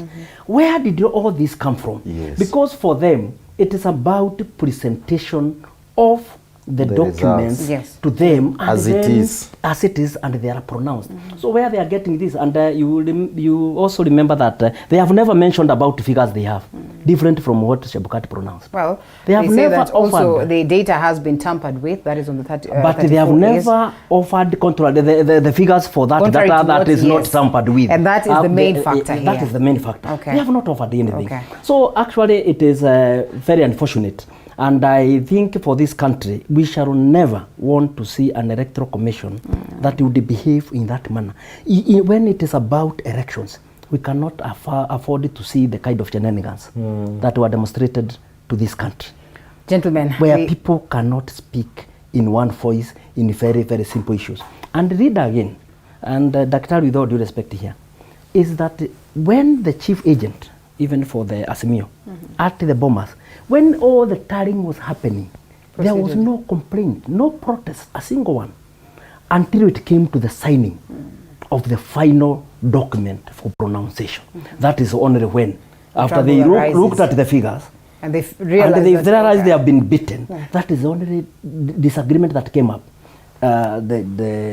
We signed Kenya Kwanza, the Roots Party signed, Agano Party signed, but then when it came to Azimio... Maybe they did not raise an alarm, Wakili, and you understand that they would not raise an alarm until we get to the very last document. And perhaps that's the reason why they're asking what happened to these other constituencies that were not, mentioned by Chebukati. Public domain. Okay, well, they're in public domain. We can only wait. You see, what I can tell Wakili... They just required to go to the portal with a calculator and make the additions. But why not? Why did he not do this to the last bit? And I think that is his duty, constitutional duty. You have delayed Kenyans all this while only to do it haphazardly. What I want to tell Wakili, we could not raise alarm. Okay. Reason, you let the chair and the commission do their job.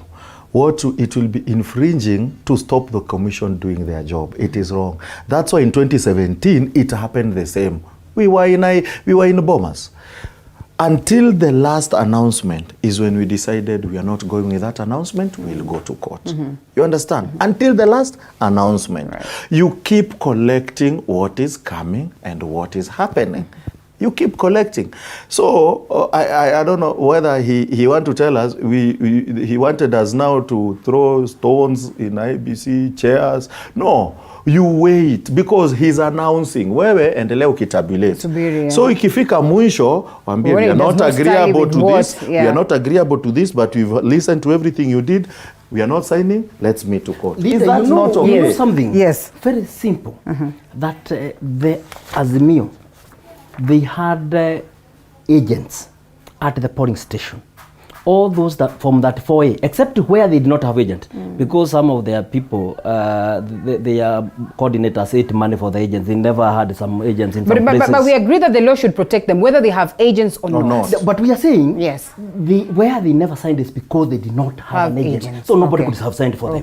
Okay. And it is in few places. Right. All the forms by the returning officers for the 290 constituencies are signed by their agents. The only document they have not signed is the document to enable Chebukati to do the final pronouncement. If they do the tallying from that 4A, and from the polling station, and from the constituency 290, it comes to what Chebukati pronounced. And therefore they will not have a case? What I can tell him is that from 34A and 34C, what is there are not tallying. Are different. That one, I don't want to go into that because already I'm waiting for the court. But what I can tell him, 34C and 34A do not tally. They are not tallying. And that is not. That is where those forms are tallying. But the tally, in their own ways, their own mechanics that they are applying into the whole electoral process, they are manufacturing their own from that 4A and showing that they are not tallying that 4C. Can we tell them the original can we say that 4A they are and that tallying? 4C, they are tallying. Can we say that then the burden of proof is on them? Court. We wait to see. Yes. We wait to see. Gentlemen, And thank you so much. You're parting short. They will carry that burden to 27. With big boxes. We'll carry with big boxes. You're parting short, Eric. I want to tell Kenya, we remain Kenya, and I want to tell Kenyans that as much as you're happy that you have a winner on this side, remember the president is not a president of a community or a president of a person, he's a president of the whole nation. And the leader of opposition is not opposition of his own community, he's actually opposition even in your village where you made noise. So if you want to call others opposition, look at yourself first and ask yourself how much opposition are they and how much government I am if you want to feel more government. So what I'm trying to say is Kenyans are winners in any litigations that we have today, and Kenyans are winners in any constitutional case in court. We are not losing anything. So kitu ingine msisahau, tufanye kazi, tununue unga na tufanye kazi to make sure Kenya imeendelea. Sina lingine. And you speak of that, and I have to, I don't know what or what. I know I'm not capable of doing this, or I'm not in the right position to do this. But it's going to be a tough government, whoever takes it. How do they manage it now that you spoke about unga as we close? Okay, thank you, Leader, for this opportunity. And I would want to say that I again want to thank Kenyans for the peace that they have maintained, despite this race having been very tight. And that we have ensured that sobriety reigns in this country. I would encourage Kenyans to allow now the judiciary to do its work. And the outcome that will come from the judiciary, that all of us should embrace it and know that we have a nation to protect for ourselves, for our children, and for future generations. And for me, we are very confident. We know that we did whatever we were supposed to do.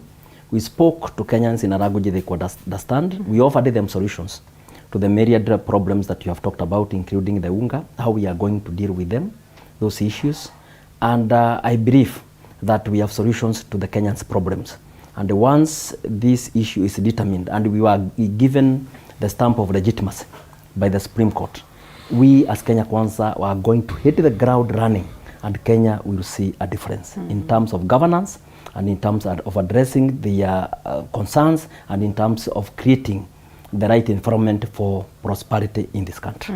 Yes. All right, gentlemen, I have to say asante sana. Intense feedback, and why did I say intense? It's because there's intense lobbying on this very case and all that, but so much feedback from the people, and we appreciate not to read them much, but as well, it's important that at this very moment we also get to engage the people who are as well watching us, that is via phone, and of course the numbers running down on your screen. I think it would be proper to hear what the people down on ground have to say before we shift gears to a different conversation altogether, but all eyes are set on the Supreme Court. By the way, Wakili, all these 9 petitions are handled on these very days? Yes, all of them. Consolidated, definitely. All of them. Okay. They will be consolidated into one petition. Okay. And so it will be done together. Okay. And so there will be that side of those who remove the petitions. I think starting with the one for by Raila Odinga will be given as the priority, Raila as the first petitioner, Martha Karua as the second, and then I think there will be about 15 petitioners because some of the petitions have 4 people, the others have 2. So there will be about 15 to 20 petitioners, and then the respondents. Not forgetting, you can have a petition being thrown out. That's true. Yeah. Based on of the magnitude and the so you can even have a petition being thrown out, they would but it doesn't merit. All this and so when they do forgotten the pre-trial. name, pre-trial, you can have a petition being thrown and others being merged. Or you are enjoined. Yes, enjoined. But actually, in the history of petitions in the Supreme Court, none has been thrown out at the preliminary stage. I'm just saying you can have. There are possibilities, but it's on rare occasions that this will happen. We can have. If we have not reached a point one will be thrown out, but there is always a possibility of one, or even 2, or even all being thrown out. And actually, with that reader, it brings the issue that I think they have asked for even recount. Right. Definitely. Tallying. You know, some of these prayers they have done, I don't, as Justina would ask, I don't know what is the end game. Yes. Because it is not possible to do that within 14 days. And I think the forms have already been done and the agents have signed. So how you would go back to counting the votes again when all the forms that really have been signed? There is no counting, it's retallying. It's retallying. Yes. Counting votes means tallying is now looking at the forms? No. You know, votes is you open the boxes. The boxes and look at vote by vote by vote. Yes. Retallying is now checking the forms. The forms. Yes. That's what I'm saying. Retallying can be done in 2 days. Pretty much, because there are not so many forms. Retallying can be done. Yes, that's not what so I'm many saying. forms. Yes. Okay. And I think that's the main thing that you're talking about, the retallying aspect of it. Again, Reader, they are saying that this electoral commission has no competence to conduct any election, and then they want us to go back to election. And you know there are no timelines of constituting a commission. Another commission. So I don't know whether they really want us to have a determination on these issues. From their petitions, they don't want a determination on these matters. And perhaps that's why to put this country in a situation of uncertainty, which is very unfortunate. That's why perhaps there are people who are suggesting that in future we might need to relook this whole process, get back into changing the constitution, amending the constitution such that, upon declaration that we are nullifying an election, we do not necessarily have to take Kenyans to another election. If it's about the question of numbers, then a declaration is automatically made that this was done to declare Deputy President William Ruto as the president-elect, but the numbers speak otherwise, and it is Right Honorable Raila Odinga that was to be declared. So therefore, let's straight away go and declare him as opposed to the court taking can do Kenyans that. It has powers. It has powers to do that, as it stands. Yes. Well, interesting. Gentlemen, let us close it at that very moment. And I think we had one of the wakilis here yesterday trying to articulate that, but I do not know how open it is in terms of what the Constitution as well declares, which says that we need to go for... Yes. I'll give an example. If they retally and it happens Raila won, so what happens? The court declares the winner, and now the court authorizes IEBC to go and declare the right person. Okay, sawa. Eric Ragalo, Events Director, YOTHA Azimio Young Turks, as well as a constitutional lawyer and, well, should we say speaker? And still until the next one comes in. Yes, until you hand over to a new speaker, Ndegwa Wahome. All right, thank you so much, gentlemen. We are closing this one, not in totality. Do we have the caller on board, or we take a quick break and then come back? All right, the caller is on already. Gentlemen, asanteni sana. Karis from the Ndegwa is calling us this morning. Karis, how are you? I'm very good. You well? Yeah, I'm good. I'm good. I'm good, and it's good to hear from you. You know, so much is happening in the country. I do not know where to begin. Which one interests you the more? It has to be the Supreme Court, petition that has been presented by the Azimio and other 8 petitioners. Yes. Now, about the court and the petition and everything, I think one thing they should say that the matter is decided in court. Although we shouldn't talk about something that is already in court, but we have our views and we talk about them, my views. What I'm a citizen of. Yeah, now, for me as those judges, I would first consider what's the inch equal, the peace, the calmness, and everything. I would just consider that first, because I know. Hello. Nakusikiza, Karis, endelea. Yeah, because first, come up. There's no that violence. There's no hatred. There's no that. People have just adjusted. Although these people they presented something that they could, they should first consider the mood in the country. Everyone is back to normal. But now, if they want us to go back to those campaigns for everything and make this country in tension, I think we will be heading to the wrong direction. That's one thing. The second thing, this country doesn't happen. We were something that everything is not about it. You want us there, yes, you look for another market so that we can get from that, and let me expand that direction. We could consider some. Now we have the key. If they say they have teach should be forced to go back then. Is it? So they should consider all those factors. Okay. And for me, what I would say is just clear somebody, someone has been arrested. It should be continuing. Because the country, no one is fighting. No one is fighting. No one is fighting violence. I just see just a few people who are complaining. They should be told, you guys accept them. Right. And Karis, I can't get you clear at this very moment. I'd love to respond and perhaps ask, following questions as to that. Can we have the audio fixed? We take a quick breath and then we come back to Karis, or it can be fixed right now so I can get him clear. No problem. Karis, let's see how it goes. Keep talking. Yeah, exactly. Yes, Karis. Now, yes, that's what I was telling you about. If they should consider the mood in this country. Hello? Everyone is okay. I'm afraid we're not able to hear Karis well. So gentlemen, allow us to take a short breather and then we'll be coming back. If we're lucky enough to get him, fine. If not so, then we look forward to hear from you some other time, Karis. And we take a short break. We'll be coming back with a different matter altogether.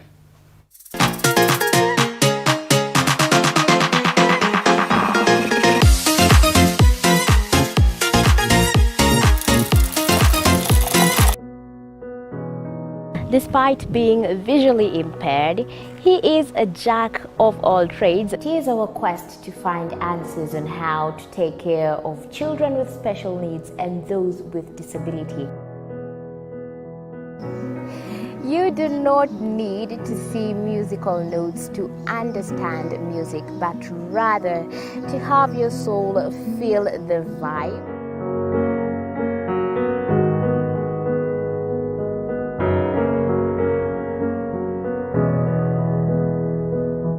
Actually, for us to make a wheelchair, we have to take measurements of the user. After doing my assessment, I get to know the parent, I get to know the heaviness she's carrying. Disability comes at different stages of life.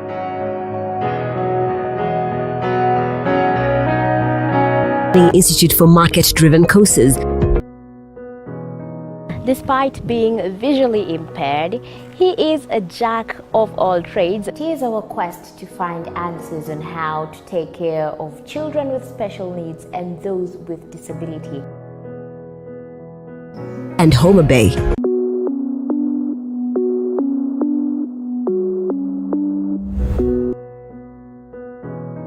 Despite being visually impaired, he is a jack of all trades. It is our quest to find answers on how to take care of children with special needs and those with disability. You do not need to see musical notes to understand music. Despite being visually impaired, he is a jack of all trades. It is our quest to find answers on how to take care of children with special needs and those with disability. You do not need to see musical notes to understand music, but rather to have your soul feel the vibe. Care of your body in a 5-star. Despite being visually impaired, he is a jack of all trades. It is our quest to find answers on how to take care of children with special needs and those with disability. You do not need to see musical notes to understand music, but rather to have your soul feel the vibe.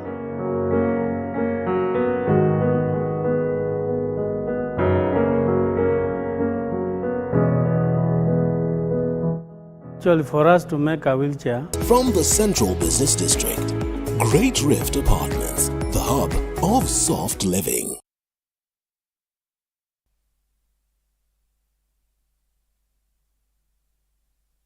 You are watching TV 47, the home of untold stories.